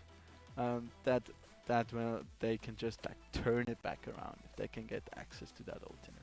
Yeah, but the side from Noetic is quite squishy, and if you get a good Malphite engage and maybe a follow-up from Lilia, even Lilia has the potential to get a great engage without even engaging. That's I think the very disgusting part about her with her Swirl Seed. If she can hit a priority target and then put it to sleep, it's just easy picking with the Malphite, Lucian, and Ezreal. Yeah, that's certainly so.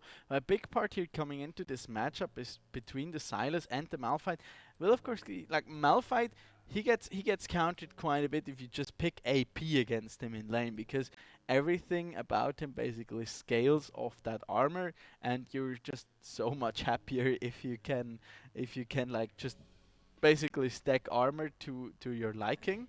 And with the Silas, he can hinder that quite a bit and make him But like.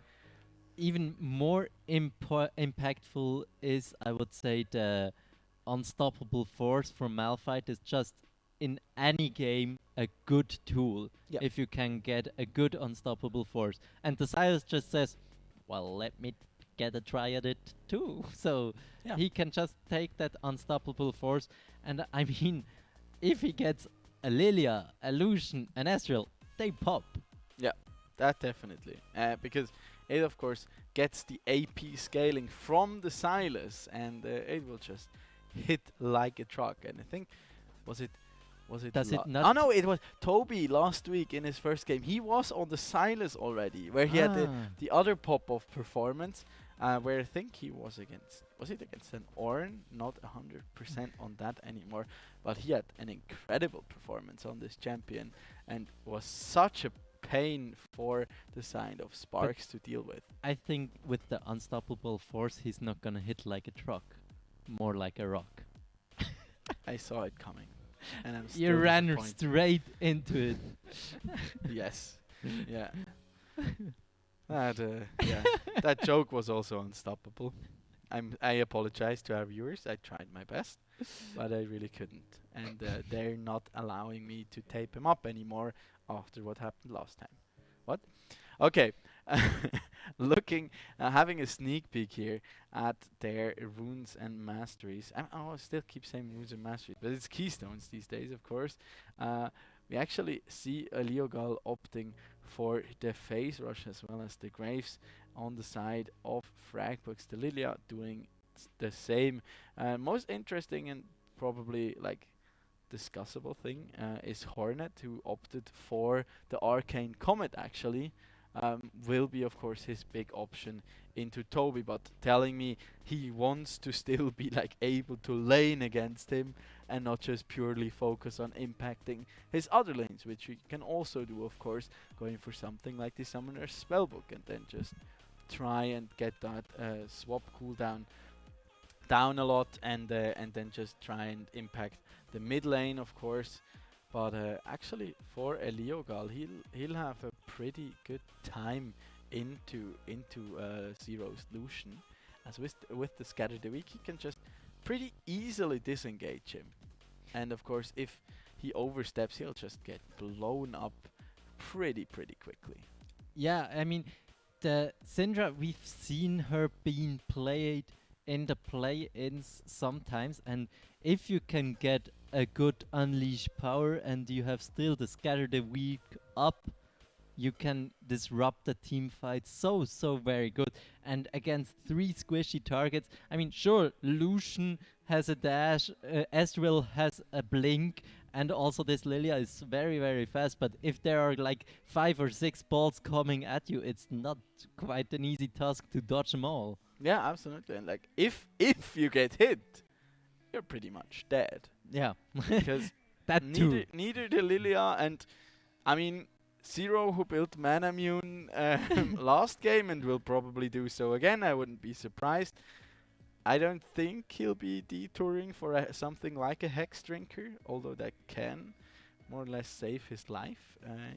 Either against the Syndra, but also, of course, against Toby's potential burst coming out. But it is, of course, also an item that hinders your snowball quite a bit, because it's quite an investment. At least I beg him to go for Mercuries. Yeah. Mercuries are super efficient against Syndra. And against Ashe, against Silas. But, I mean, only against Syndra, it's already practically a lane counter if you are able to get the Mercuries. You lower her stun duration, you lower her damage. It's just great to have it. Yeah, like even if you really want to go for that Manamune, go for the Mercuries first, because it will help you quite a bit during your laning phase. As once again we're heading on to Summoner's Rift here. We'll have an early Mountain Drake here, so no Mountain Soul, and there's our beloved Uli, the little duckling. Say hello to him this time. Not gonna have him on screen for that long, but there we can have another quick peek at him with his friend Mono, chilling in the river as the players are heading onto the Rift. Once again, we'll not be having too much of level 1 action here, besides a bit of a dancing battle going on between Malphite and Silas here. Who won it? Yeah, I don't know, like 2 Chains. Surely 2 Chains won it. Maybe they also had a rap battle, I don't know. You can't understand how what do they speak? What do you mean? The characters from Runeterra. English. Well, it depends on your client language, I guess. Breaking the fourth wall, I guess. Yeah. Oh, by the way, have you ever heard how vain sounds in Russian? No. Do I want to hear it? Well, you can get the same sounds on other sites, like when she dies on the Russian server. It just sounds very, very double entendre. Okay. Let's just put it like that. Let's get back to the in-game action between Noetic and Fragbox. Shadow starting on that red buff and not going immediately for the Raptors. The Raptors are quite a decent start for Lilia. I think they're overrated. Totally, like, who wants sustain anyways? But I mean, also if he can get there with level 2, he is gonna be able to clear him quite fast. And we see that Karma Ash, they will be able to push in this bot lane permanently. Ezreal has no real means to push that back. Yeah, and Tito here also opting for the Cull start right away. I'm guessing he's also running the cut down in his keystones, in his runes, which does of course provide him with quite a bit of damage and still getting that scaling option with the Cull on top of it all. Yeah. And this time Zero is already starting to play quite a bit more aggressively than compared to last game here. Smart is already taking quite a bit of damage here down in the bottom lane, also starting out with a Doran's shield on top of it all to just withstand that poke a little bit better. But I mean, if you're going for the Ezreal, you're basically saying, okay, I don't want to play the game for the first 15 minutes anyways, unless you're a Korean pro player, that is. But outside of that, you will have not the best time facing off against the enemy lane, as Shadow is now potentially looking for something here in the mid lane. Decides to just have a peek into the enemy jungle, have a look whether the Raptors are still up, and will now be looking for a potential gank here down up in the top lane. Swirl Seed not connecting there, and Shadow decides to not take the ward. I guess you can do that. Kasiko, on the other hand, is catching up on farm. He is a little bit slower than this Lilia, but both junglers will be finished with their full clear at pretty much the same time. And Zero backed off in that mid lane, and he went for a Doran's Blade plus a Fairy Charm. So I guess he will probably go for that Mana Mune. And my dear co-caster Don Rigoni is shaking his head. I mean, there are things that you do in League of Legends, and there are things you just maybe shouldn't. One merit actually, the clear we mentioned earlier from Shadow, of course, has one merit, and that is that he has the better clear, of course, coming into the second round of his camp spawning, because he can just clear like in a straight line coming from his bottom side, because he started on those Krugs. But once again, the junglers are mainly focusing on farming here throughout the early game, and Fractors just through the laning phase have built themselves quite a bit of an advantage once again. About 500 gold currently the difference here. And again, it's the bottom lane that is doing pretty well here. Toby's now looking for a potential engage here. Yeah, it's quite a well fought out fight, but Kasiko dives in very, very far. And he gets the first blood after Hornet had to fly. Now Zero, he has distinct level 6 first, and Elioka is going down. Oh! That was a late flash, and that was a wasted flash. Well played from Zero and getting that 1v1 kill in that mid lane. Yeah, and this was super important here, as not only did Fragbox bottom lane not die on level 1 this game, which certainly helps. And yes, I'm gonna keep pouring salt into that wound. But they also managed to get a kill here on the Lucian, who will, although he'll probably be wasting it on a mana mune, that will catapult him ahead quite a bit. And if Lucian is good at something, then it's at snowballing. Not as good as Nunu, but he's still pretty good. And pretty impactful is also that Shadow was able to pick up that first Drake, so Fragbox won't be able to get here very fast on the soul, and Elioka is going for a trade. Zero sidestepping very well. Collateral damage is not enough, and Elioka has no more flash, so he won't be able to close that gap. Well played from Zero. He is stepping in up that game. Talking about mana munes, Tito has a tier in his inventory, so I'm guessing he'll also be opting for a mana mune, and yeah, that can be done.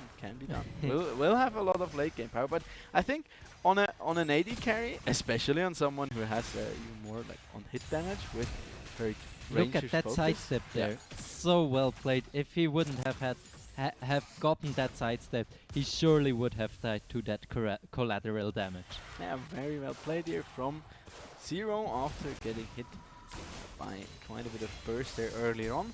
But also like Hornet, he's now having quite a bit of trouble in the top lane there. He opted for the Catalyst of Eons as his first item, so I'm guessing he'll be turning that into an Abyssal Mask.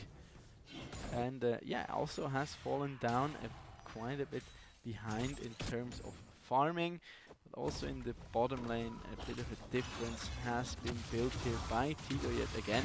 And he also has the call still, so the power spike, oh my gosh! That was a very close engage from Hornet, nearly getting Toby down, but with the Kingslayer, Toby can heal back up, and now he is going for the trade, and he gets the first the 1v1 kill, and even will be able to pick up 1 or even 2 turret platings, as he can stay quite long. Now engaging the bot lane. Shadow gets the sleep on both members. Very well played. Oh, what? That's some damage there coming out. Oh my gosh.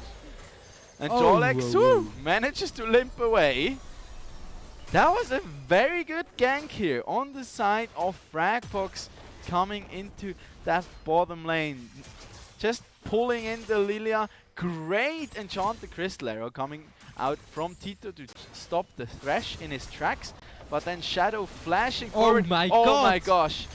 No. That sentence, but Drolex is still alive, and that's a 1-for-1 trade. Toby teleporting in, and he tries to go for Nila. Nila won't escape this, and that's a 2-for-1 trade for Noetic.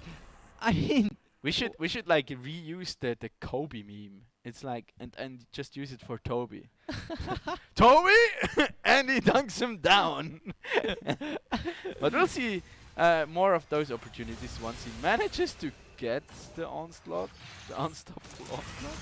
Oh, and that was a close call for Zero. Toby's like, might as well scoot by and also gank for my mid laner here. Yeah, and getting out that calling is very helpful for Elioka, as that's the tool for Zero to kill Elioka. Otherwise, it's gonna be very hard. Hornet tries to establish some vision, but that control ward there will give quite a lot of vision for the side of Toby. Ladies and gentlemen, the amount of mana munes in this game is too damn high. And Drolex is going very low, but he's healing so much. Elioka turns back on Nila. Nila is super low, and Kasiko picks up the kill. Very well played from Drolex to use his mantra on his focused resolve and heal up so very much. That was super clutch there. And yeah, let's have a look. That sentence so good, but I then think Madi wasn't quite prepared for it. he healed there again. Drolex always Yeah. using his mantra on his focus resolve and nobody expecting it. And then Toby, I mean, He's having a good day. with the flash, it was quite impossible to not get that kill. Yeah, absolutely. See, I'll like after this game, I think I'll actually no more action here. I think I'll actually do like a flow chart for Zero, because like honestly, he was the last player here to complete his mana immune. Both the Ashe and the Ezreal had theirs completed first, and that's usually also an argument against. And It no, is, I will and he's not he stop talking about it. he opted for the boots in the keystone, so that's I think not the best idea against a Syndra, because against the Syndra the Merc threats are very, very useful already in the early game. It's a super efficient item against Now, what Syndra. are you talking about? You don't need, like, who needs boots to It's so overrated.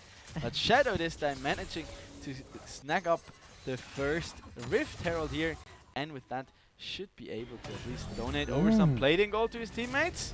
That's a good enchanted my crystal gosh. arrow, and Nila will pay Nila's with just his life for it. Tito picking up his first kill, and he has already finished stacking up his cull. And Kasiko is now flanking behind Muddy. Muddy stepping forward What are quite you doing, far. mate? And he is getting rooted up. That's an instant flash from Kasiko. Oh, but Kasiko there though! are minions! Oh my gosh, such a shutdown! He can't shoot through the minions, and Muddy had a genius flash right there. Yeah, that's like the minus 100 IQ followed by the. Well, I don't know if it was intentional, but it certainly worked. But that but was like, look, he steps forward here. Tito is walking up. He knows Drolex is there, and he's all by himself. Ah, that flash was just. so I mean, clutch. Kasiko can't do anything there. Nope. It's like, okay. But see you later. I think he anticipated the end of the line to come back faster because he hit it against the tower, but the flash from Madi was just so perfectly timed there to get out of the damage there from that ability that in the end it kinda worked out. And Madi is now even ahead on this Ashe. Sure, this Ashe is also going for a mana immune, and she will scale very, very good. I mean, she will scale quite a bit, but now she will pay with her life. You can't do anything against that sleep if you have no way to cleanse away that CC. Drolex was on a vision mission there, and now they will pay dearly here, losing the first blood tower in the bottom lane to that Herald. So somehow, Fragmix just turned this game kind of on its head. They're still behind a little bit of gold here, but especially considering how kind of that Toby is already ahead more than 1k gold over his opponent in the top lane, as they're even getting a second tower here.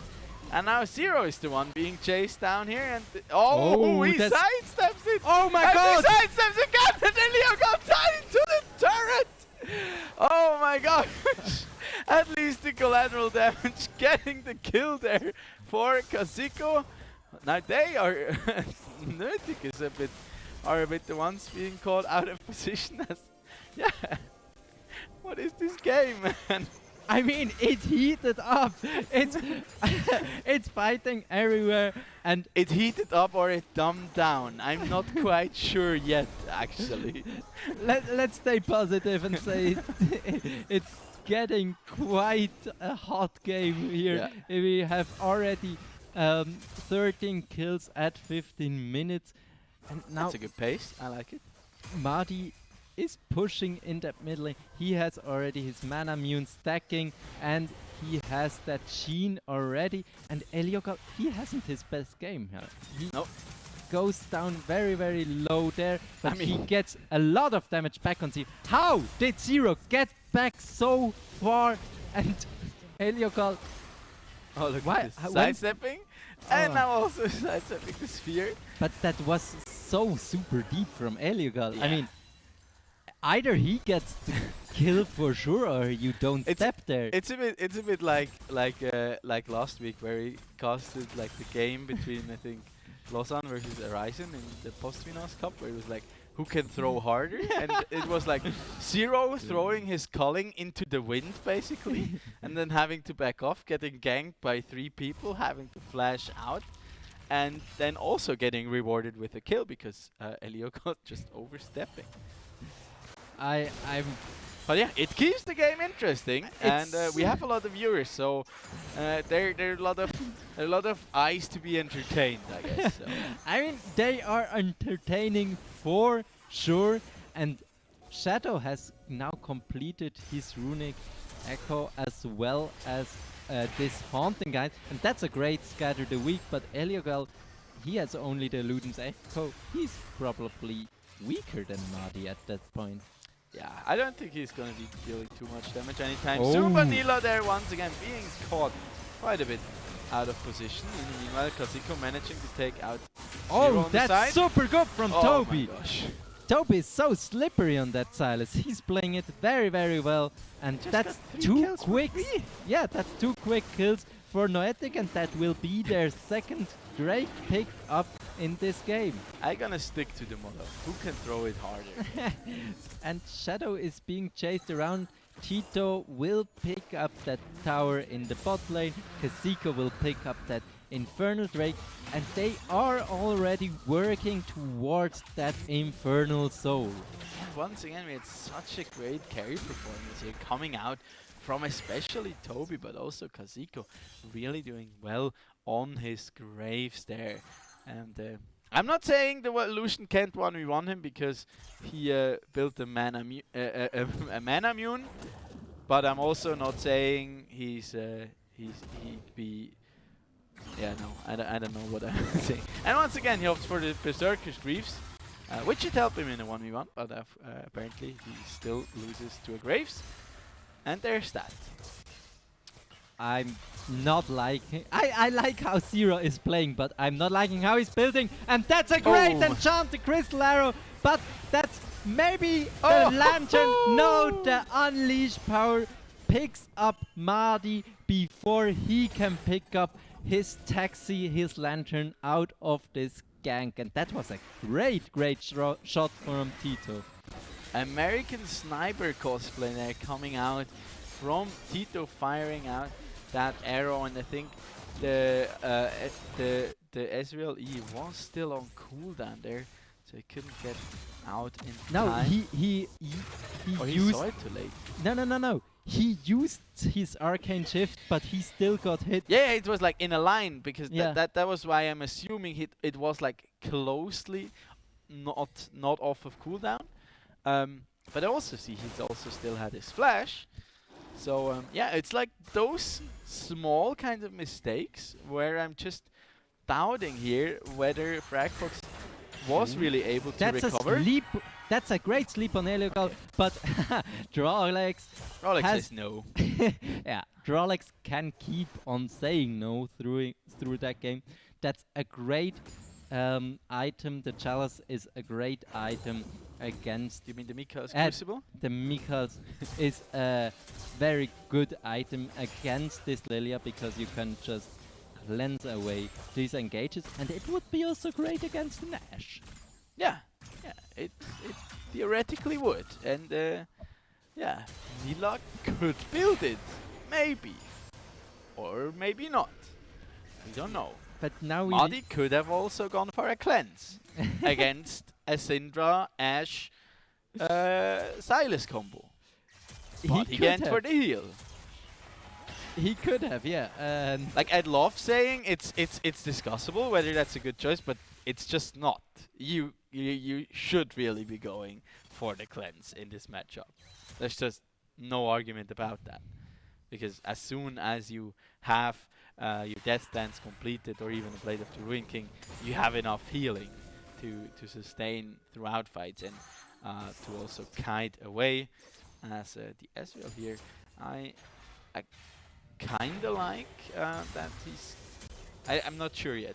I have to make up my mind whether I like that he went for the Trinity first. It's a lot greedier, but it's a lot more damage. But And it's potentially for like the combination with the Ooh, leader, it can Toby be is good. face checking, and Toby will die for this. Toby surely will die for it. These are two ultimates used on Fragbox's side. It's a quick kill, and it will also be the outer turret in the top lane as a cherry on top. Yeah, this time it's like Fragbox. I think they're still on autopilot, not quite as much it, but this time it's like Noetic joined them a bit. Noetic surely joined him, and Kazuko, he is still fighting against these minions. These minions are his end boss this game.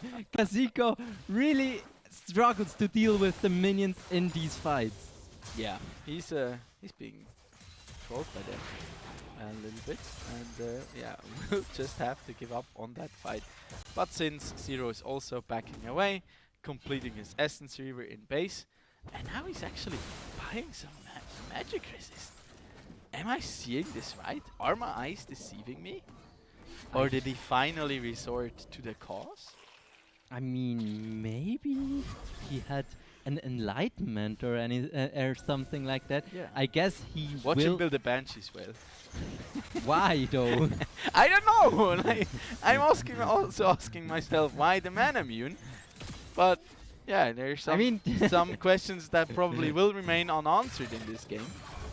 Ooh, and now Toby has picked up that unstoppable force right before that fourth dragon hits the rift, and this will be a big team fight coming right up.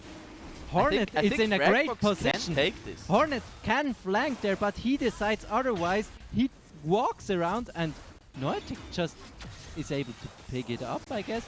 There goes the good two-man sleep. That's a good sleep, and Shadow flashing right in, but nothing as a follow-up. And that's a great engage from Toby. Toby will trade his life for 2, and Zero dives in very far. Kazuko picks up the Drake, and Tito tries to fight it off. Kazuko is going in. Kazuko is 1v3ing. He gets a 1-for-1 trade, and overall, it's a 3-for-2 trade for the side of Noetic. And that's a flash of Madi. Madi has no way out there. Madi dies. It's a 4-for-2 trade and the Drake on top for Noetic. Noetic is now even on soul point. That was a messy fight, and that's the understatement of the night. I gotta be honest. Like, okay. That's a nice rhyme, and that's a dead Zero. Yeah. Yeah. And that's maybe even a Baron? His HP are now also 0. Ah, no. Kazuko is still down.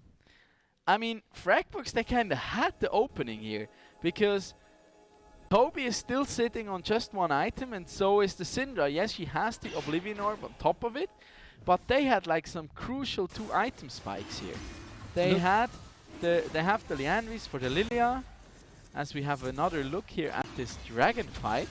Focus on Toby here. I mean, look at the true shot barrage though. That sleep was good, and Shadow flashing in there, but then Toby seeing his opportunity and getting that Malphite so very low before Malphite he did can get his engage. ult off. Yeah, he tried to get his ult off at the end, but died midway. So that was a super crucial decision from Toby to get in there and get the kill on Malphite before he can engage, and that was very crucial. Also the Enchanted Crystal Arrow landing on him, and then also splashing the damage onto the other team members of Fragbox. So I guess you were really right there that he could have just looped, and probably should have just looped around and came in from the bottom and then look for an engage that way.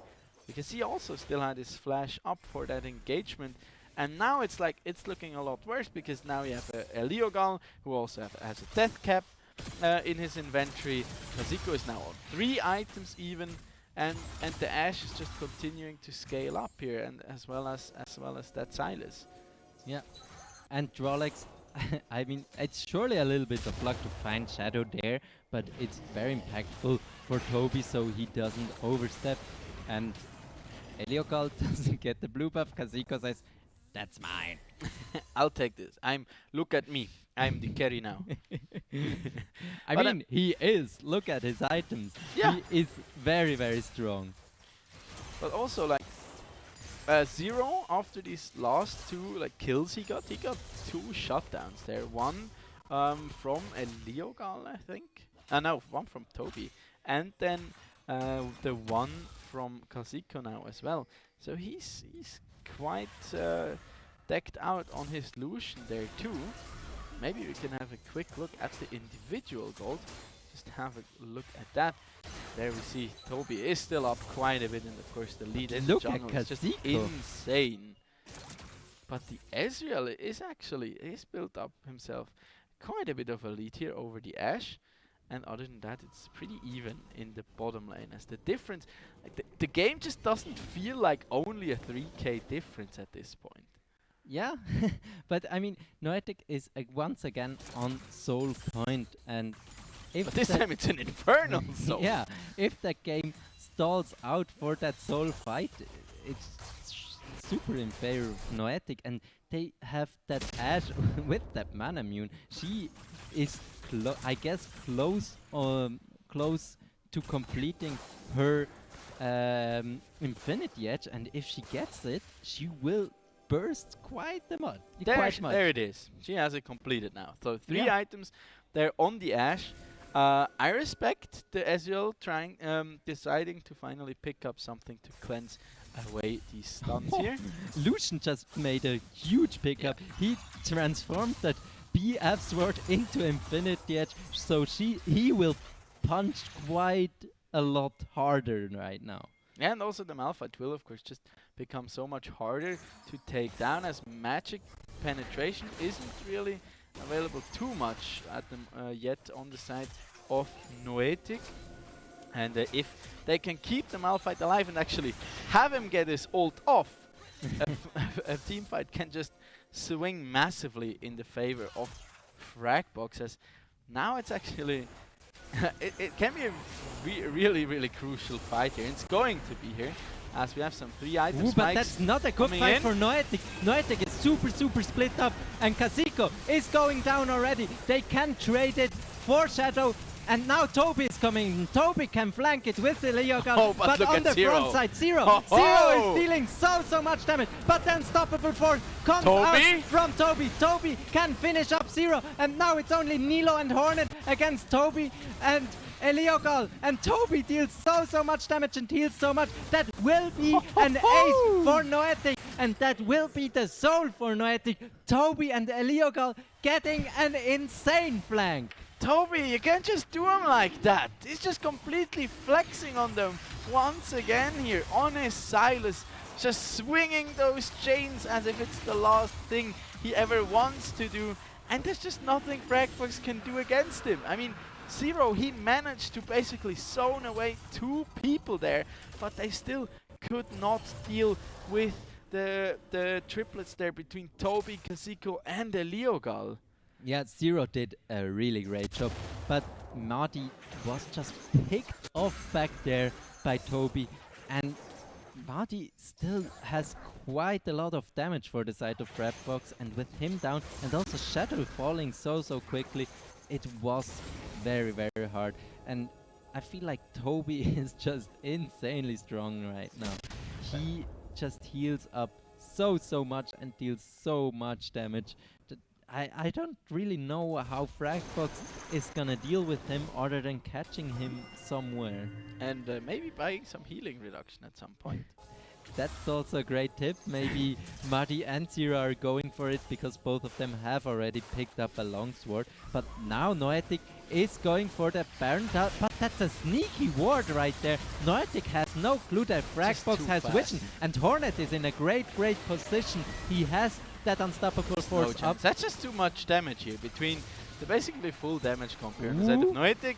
Kazuko, he has to flash, but he has no flash. He gets over the wall, but he takes down from that Lilia, and she tries to go further. Tito gets woken up by Drolex, and now, oh my god, Zero oversteps way too far. Zero, you can't just walk into them, you're super squishy, and that's super good now for Noetic. Noetic can even try to chase him off. Nila has to flash right there. Marty is getting picked up, and now Nila is getting picked up, and that could be even ending attempt from Noetic. They can push down with that wave. They are going to push No, down. Bambi, no! But Hornet I think is the death backing. timers aren't quite high enough It's yet. still over 20 seconds for everyone that's dead, but Hornet still has the unstoppable force. I think he can deter them, but they are pushing further and further. Maybe they are going to try it, but I don't think they have enough HP for it. The unstoppable force is stolen now. Shadow and Hornet against 4 people of Noetic. They are trying to go for the end, but there is the unstoppable force. Eliogal is in his stopwatch. Drolex is also in his stopwatch, and Hornet is down, and Shadow is down. Now it's 2 up already. Zero and Nila are up again, but that's the unstoppable force. Great hook from Nila. Nila offers his life to save the base, and Madi tries to also save the base, but Eliogal, he tries to finish. He is super low. I don't think they can really finish it. Nice shots from Madi, but Madi is stepping super far forward. Madi flashes out, heals out, and they are able to keep the base alive. Do you want to breathe for a bit there at some point? But yeah, they're not really letting us here as a... Once again, it just feels like throwing it so hard back and forth here. Especially on the side of Fragbox. I mean, I'm not even gonna mention that Malphite is building a what seems like a frozen heart here at this point. Instead of, I don't know, maybe an adaptive helm? But what do I know? I'm just an analyst. But like they feel such like they really feel like a team here. As once again we have a look at the earlier dragon fight, after which Noetic was able to pick up that that Infernal Zone, and then we can just see like Madi was just left by him on his lonesome there on the top side of that fight against the 2 of Toby and Eliogal. And then Toby just healing, sustaining with that Kingslayer. And yeah, what is a big rock gonna do in that situation? He just tries to run, but he'll not get far. Oh, and then no, it's still a replay. Oh, I was just more replays. I was already worrying. It was a great attempt, but I mean, this was already questionable. They could have waited another like 4 seconds and wait for their teammates to actually respawn before going for that. But that the second Nexus Tower keeping alive there was very crucial, as Nila and Zero were able to get a lot of fighting time under that turret. I think it was a good decision, but Noetic still trying to push it in. They have no more Baron, and without the Baron it's quite hard to brute force it in that bot lane. But like on the side of Fragbox, they have so much trouble defending this because the wave clear on their side is basically non-existent, because Madi, he has that Trinity Force, so he does not have the AoE, and Lucian has to step up so far into a wave if he wants to last hit it. Would enchant the Crystal Arrow. Zero can dodge it last second, but it's enough for Noetic to break that bottom inhib tower, and then also the inhibitor. Stun. Great Oh my gosh! Force, and Hornet still gets it out on Eliogal, but Eliogal survives it, and now there's already 2 down on the side from Fragbox. Kasiko flashing in. Madi, the last one alive. Madi will go down, and that's the win for Noetic. I'm not, honestly, I'm not even sad that you kind of won the prediction, even though you predict like a 2-1.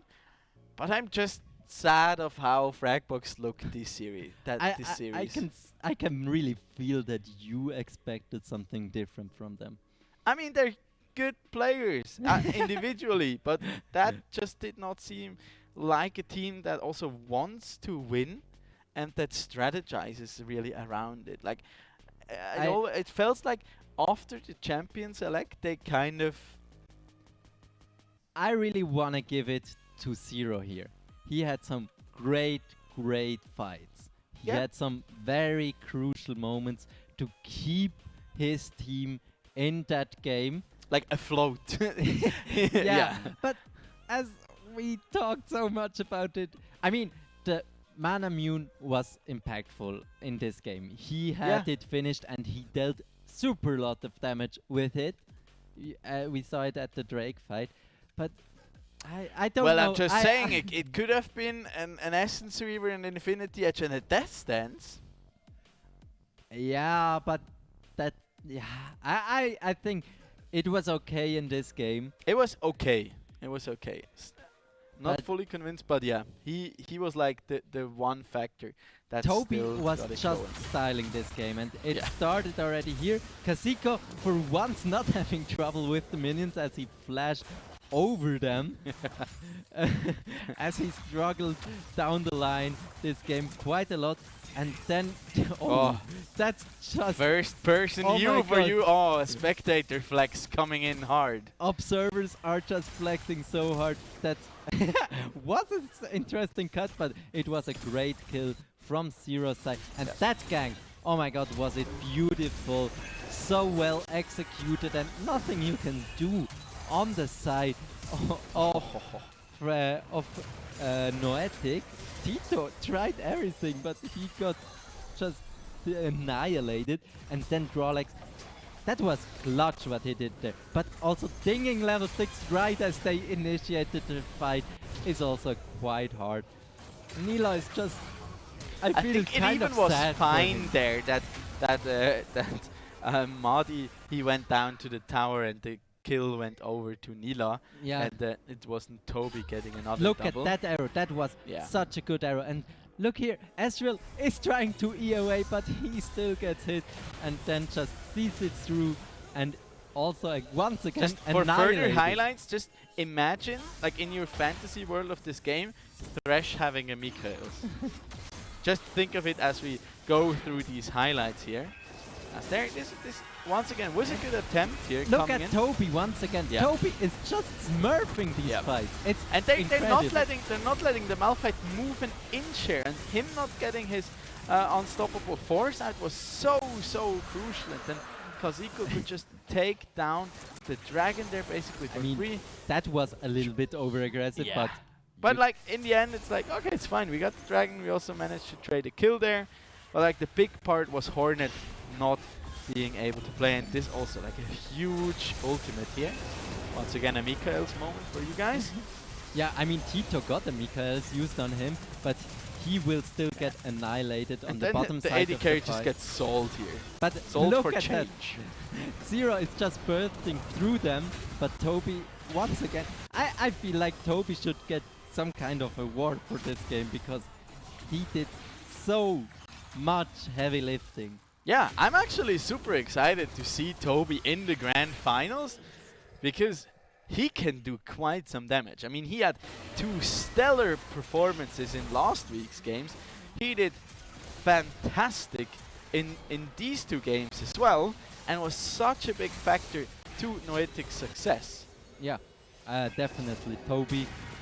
I don't know if he also does some part of the shot calling, but I This feel was it's not a Mikael's moment. I want to mind you. This was just Zero being greedy as hell. Yeah. And then also trying to go through there as after they lose a person, it's just after the enemy team just picked up Infernal Soul, Baron, and you're down a man trying to go for an engage. That nearly loses him the game right here. And then Hornet I mean, here. the engage from Hornet is really well. He gets Eliogal while he is tanking a turret, but then these were some good stopwatches / Sonia's, but keeping that turret alive was Here super I thought impactful. Zero was just dead. Yeah, it was Nila Smurf right there. That death sentence. I mean, Nila had a pretty good game, gotta be honest. Like, his death sentences, they were on point. His positioning, not so much, but his death sentences were insane this game. Yeah.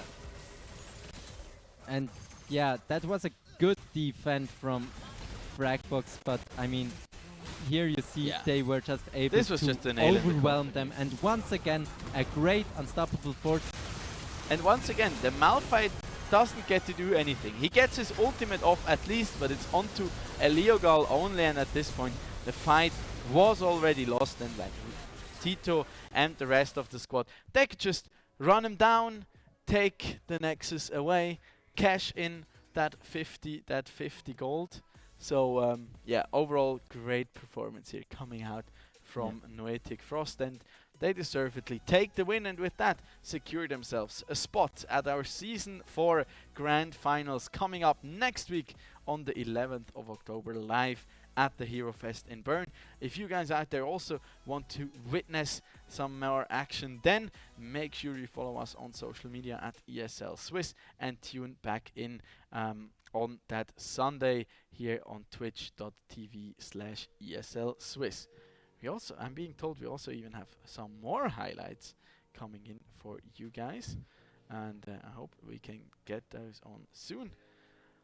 But we'll still have to wait a little moment for that. Maybe they're just memeing us at this point, or they just. Okay, there we go. No, it's coming. It's coming. So a special highlight here coming out. Look at it. It's just League of Just Legends transformed into a shooter. Yeah. Lucian just completely breaks the game. And If you're gets the wondering kill. how Project L is going to look like, this will be the first person view of it. Little leak there by our wonderfully talented spectators here behind the scenes, who I just want to give a big thanks and shout out to for such a great season here once again with them. I mean, you only see our faces usually here on the stream, at least it's what I think they do. I mean, maybe they sneak in between here when we take breaks and just like start up the stream again. We should try pick to up the take over. camera and show them once, because like they are just also turn it deserving around. their their spotlight. Can we get production in our back here for once? I don't feel like they really have the time for it right now. But yeah, it is of course great to be working with such a tight-knit team, we've gotten to develop such a not only professional relationship but also great friendship. It's always great fun here, and we have fantastic team spirit going on behind the scenes, and they always make sure we get also held accountable for the things we let out during those streams, and that they are not forgotten too quickly, which of course I appreciate most of the times. Yeah. But yeah, with that, it's actually already the end of the playoffs here for Season 4. No, I mean like on stream from this studio. From the studio. From yeah. the studio. We also have the grand finals coming up next week, and that not only in League of Legends, who will take place, as I mentioned, on the 11th, so on Sunday, but also on the 10th of October there in Clash Royale, as well as CSGO. So you can also tune in for that, and would really appreciate if you did so. And now we also have an interview coming up. We weren't sure whether we can establish a connection there, but we have the beautiful gentleman on camera and can hopefully jump into the game. I want more games. See, I'm still disappointed that we only got to see 2 of them, but we can hopefully hop into that interview shortly after. So what's like your takeaway from this series, although like not a full series, I mean, when you look at like their Noetic's chances coming into finals? They looked pretty good. They had in the first game a very dominant performance from their bot lane. Yep. And in the second game, Toby was just smurfing on him. So I think it's really great to have both sides of the map winning quite hard. And in the meantime also Eliogal, he had some hiccups, especially in the second game. Yeah. But he still was quite constantly doing his job, not slacking off, not getting caught or something. But I feel like they had a good showing. But I'm being told that we are now ready for our interview. Yeah. One thing I really kind of grasp in this game, it seemed like Noetic's communication was a lot better here than the one of Redbox. But we can ask the man himself. We have Toby live with us here. Good evening, dear gentleman. Hello, How are you doing? Fine, and you? Doing pretty great after witnessing that performance from you guys. Can you move like slightly to the middle of your camera a little bit, so we can have a good look at you? There we go. Perfect. Thank you very much. So yeah, how does it feel to make your way into the finals? I mean, it feels great because like we didn't scream once since the beginning of the tournament, so yeah, it's kind of surprised that we made it to the final and we kind of happy about it. Not gonna lie. Yeah. So how do you like value your chances looking at Lostic's performance so far and their roster? I mean, maybe one not gonna. scrim at some point. Yeah, maybe, but I mean, I don't know. They are pretty good. I don't think we can win against them, but we try our best to at least take 1 or 2 games at least. So well, if you it take could 2 be games, you win the whole thing. Yeah. I mean, yeah, we will see next week, but they are pretty good, so I don't think we can win this. But I it's mean, okay. if you can show us in the finals a silence performance like you did Yeah. just now. And not just now, like also last week against Yeah. Sparks. Yet, Yeah, yet it 4 incredible games. Is it always like that? Is it like, is the Noetic plan like the Toby show? I mean, we like to flex Silas because Eliogal can play it mid twos, and every time we pick Silas, a really good ulti like Malphite or Galio for next week. So yeah, pretty like Silas. Yeah. But yeah. I would like to pick Vladimir, but he's always banned. So kind of unlucky. Is he like your favorite champion? Yeah, for sure. With Camille. Well, you also had a pretty good time on your Camille last week, I gotta say.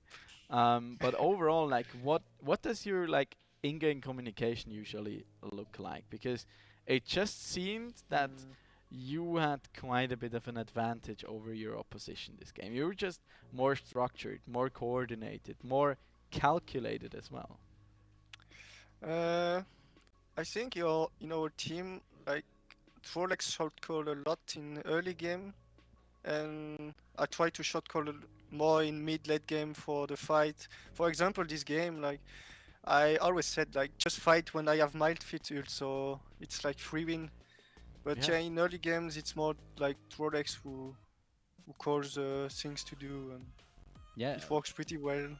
We could really see that you were calling your ultimates, especially this unstoppable forces, and everybody collapsing right with you. That was really a great showing from you guys. Yep. And thank you. It was really great also that at the Dragon Soul fight with your flank you got there on the Ezreal, you were able to clean up the whole fight. That looked really, really good. I think the Malphite got to ult 3 times this game. Once in the 1v1 that you turned back around and then killed him. Once like at the last stand, basically at the Nexus, that if he didn't, the game would have been already over. And then in the very last fight onto Eliogal at the point where the game was already kind of lost. Was it like your goal to really focus on the Malphite and get that ultimate out of the way right off the bat? Yeah, we tried our best to like cancel the Malphite because our carries were a bit. I mean, they have no escape when Malphite comes, so we were trying to just focus the Malphite as hard as we can and kill him before he can ult. So it was a free fight, and our carries could DPS the whole fight, and yeah, it was just like that. And I mean, let's be honest, it's always the same deal with those AD carry players. They're like, they have a Malphite, please protect me. I can't flash. Yeah. But you did a fantastic job in doing so, and like happy ADC, a lot of DPS, and then you're like good to go and win these fights. Yeah, really great performance. I wish you the best of luck for the preparation maybe coming in for the finals. As I heard you hadn't really done any preparations up until now. Have you anyone you want to mention or a shout out or anybody? Just a shout out to Valerian. He's a good friend of mine, and yes, to Gauthier, my brother, and Francois, a good friend. Okay, fantastic. That's can people find you actually? Are you active on any social medias or maybe on Twitter where people can find you? Yeah, I just have Twitter. It's SpizerL. Okay, so if you want to hit this guy up or maybe get him on your team and have him carry through your top lane, hit the guy up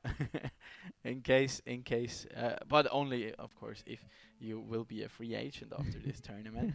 But yeah, once again, congratulations for the win, to your fantastic performance, and we are very much looking forward to seeing you back in the finals. And until then, good preparation, and yeah, Thank see you. you guys soon. Have a nice night. I don't think there will be any preparation, but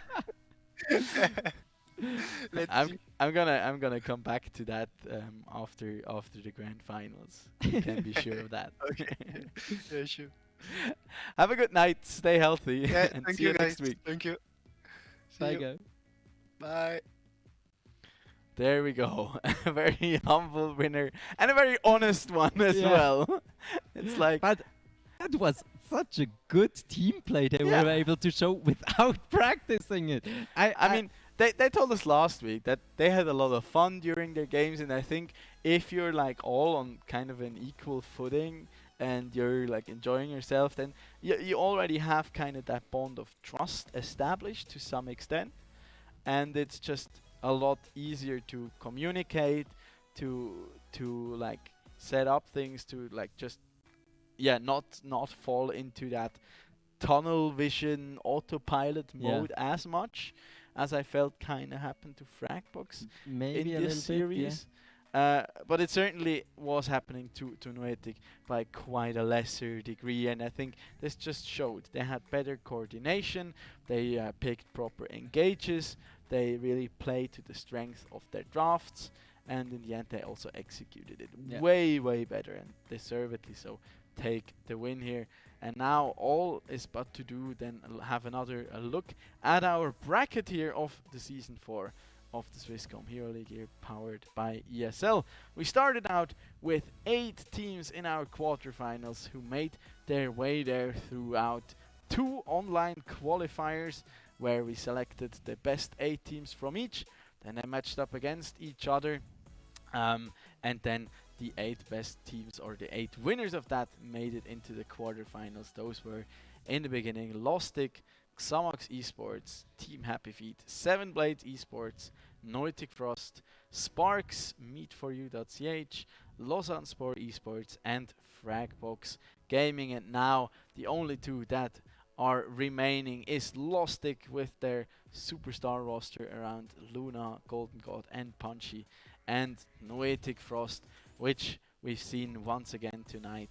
performing really well, even though they claim they've never practiced together. And yeah, I'm so glad and excited to see those teams facing off in the finals, and I'm super curious what will await us at the Hero Fest next week, live here in Bern. Well, not here in the studio in Bern, but over at the Bern Expo somewhere. I don't know the direction. I'm very sorry. More or less in this direction. Okay, in this direction, over there somewhere. Yeah, where this year it's going to be a bit of a different story due to the whole COVID situation. We only have a limited number of tickets to give out, unfortunately. We'd of course love to see each and every one of you live there in person, but you can still try and get your hands on some tickets. I think there are still some available, so make sure you follow at ESL Swiss on Facebook, Instagram and Twitter, and keep your eyes peeled for that. Also drop us too a follow if you would. That would be at Chef with 3F and the Z at the end for Carlo here, and at Don_Rigoni for myself. Of course, that also on mainly Instagram and Twitter these days, but you can also look us up on Facebook. Yeah. Any final words from your side? It was a great game, and I really like that we have 2 teams having quite a lot of fun on the Rift, going up against each other in the finals, and I think it will be also a lot of fun to look at them and watch them go at it. Yeah, I'm curious whether we're gonna see the Magi meta again. Maybe. Yeah. We've seen it already once. Yeah, and with that, I wish you all a very nice evening. Don't build bloody mana immune on Lucian. And until next time, take care. See you back next Sunday. Until then, stay happy and healthy, and goodbye. Have a great night. Don't build mana immune.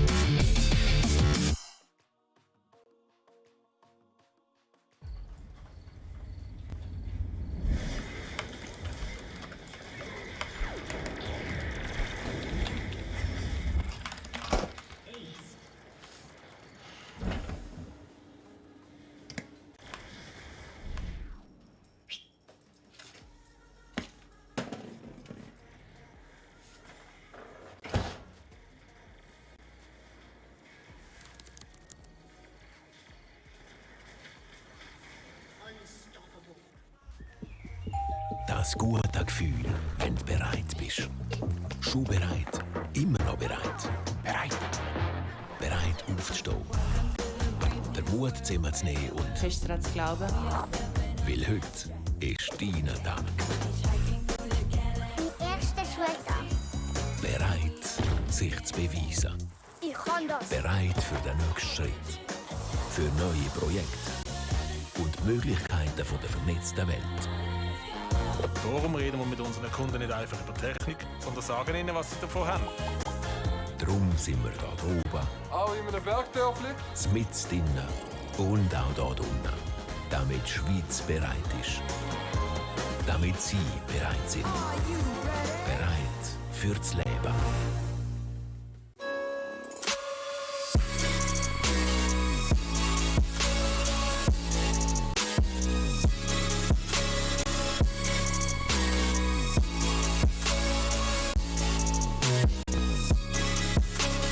You love it, you wear it. What's your style? Get your merch at shop.eslgaming.com.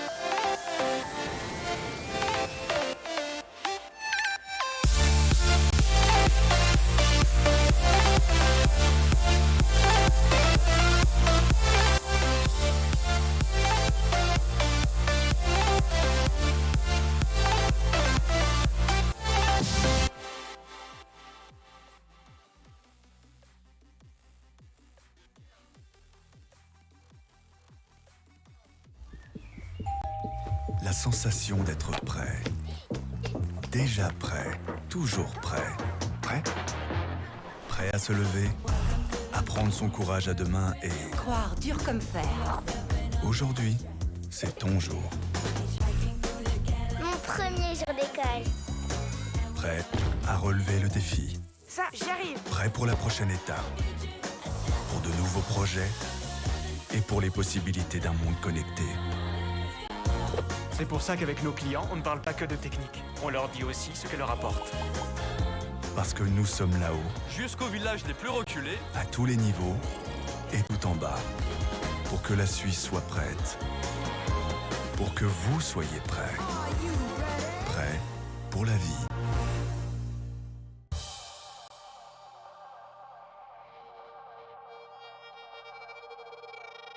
Came for the darkest regions, wrapped in a cloak of light. Minus a focus heights, I'm trying to get my opus right. Throw my doubts aside, I climb the mountainside. And when I reach the peak, the view I see will not be fly. Feel the pressure, but it's relative to the man I measured. No time for hesitation, finally time to step up. And when you're feeling deep in your bones and it's on you're fed up, you're close to the glass ceiling. Keep your head up, see your dreams as a goal. That's how I'm seeing mine, achieve my full potential. Let all of the demons pre my shine.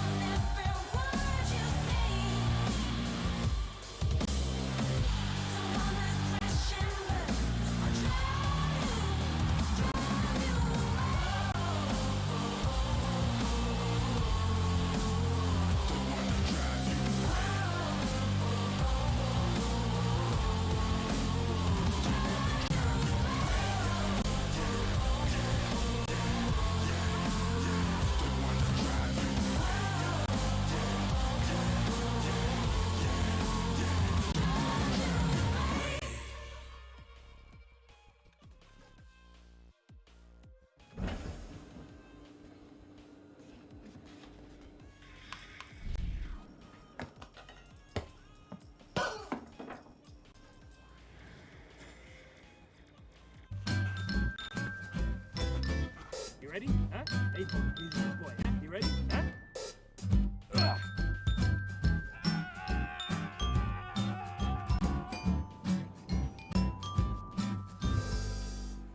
Start your esports career now at play.eslgaming.com.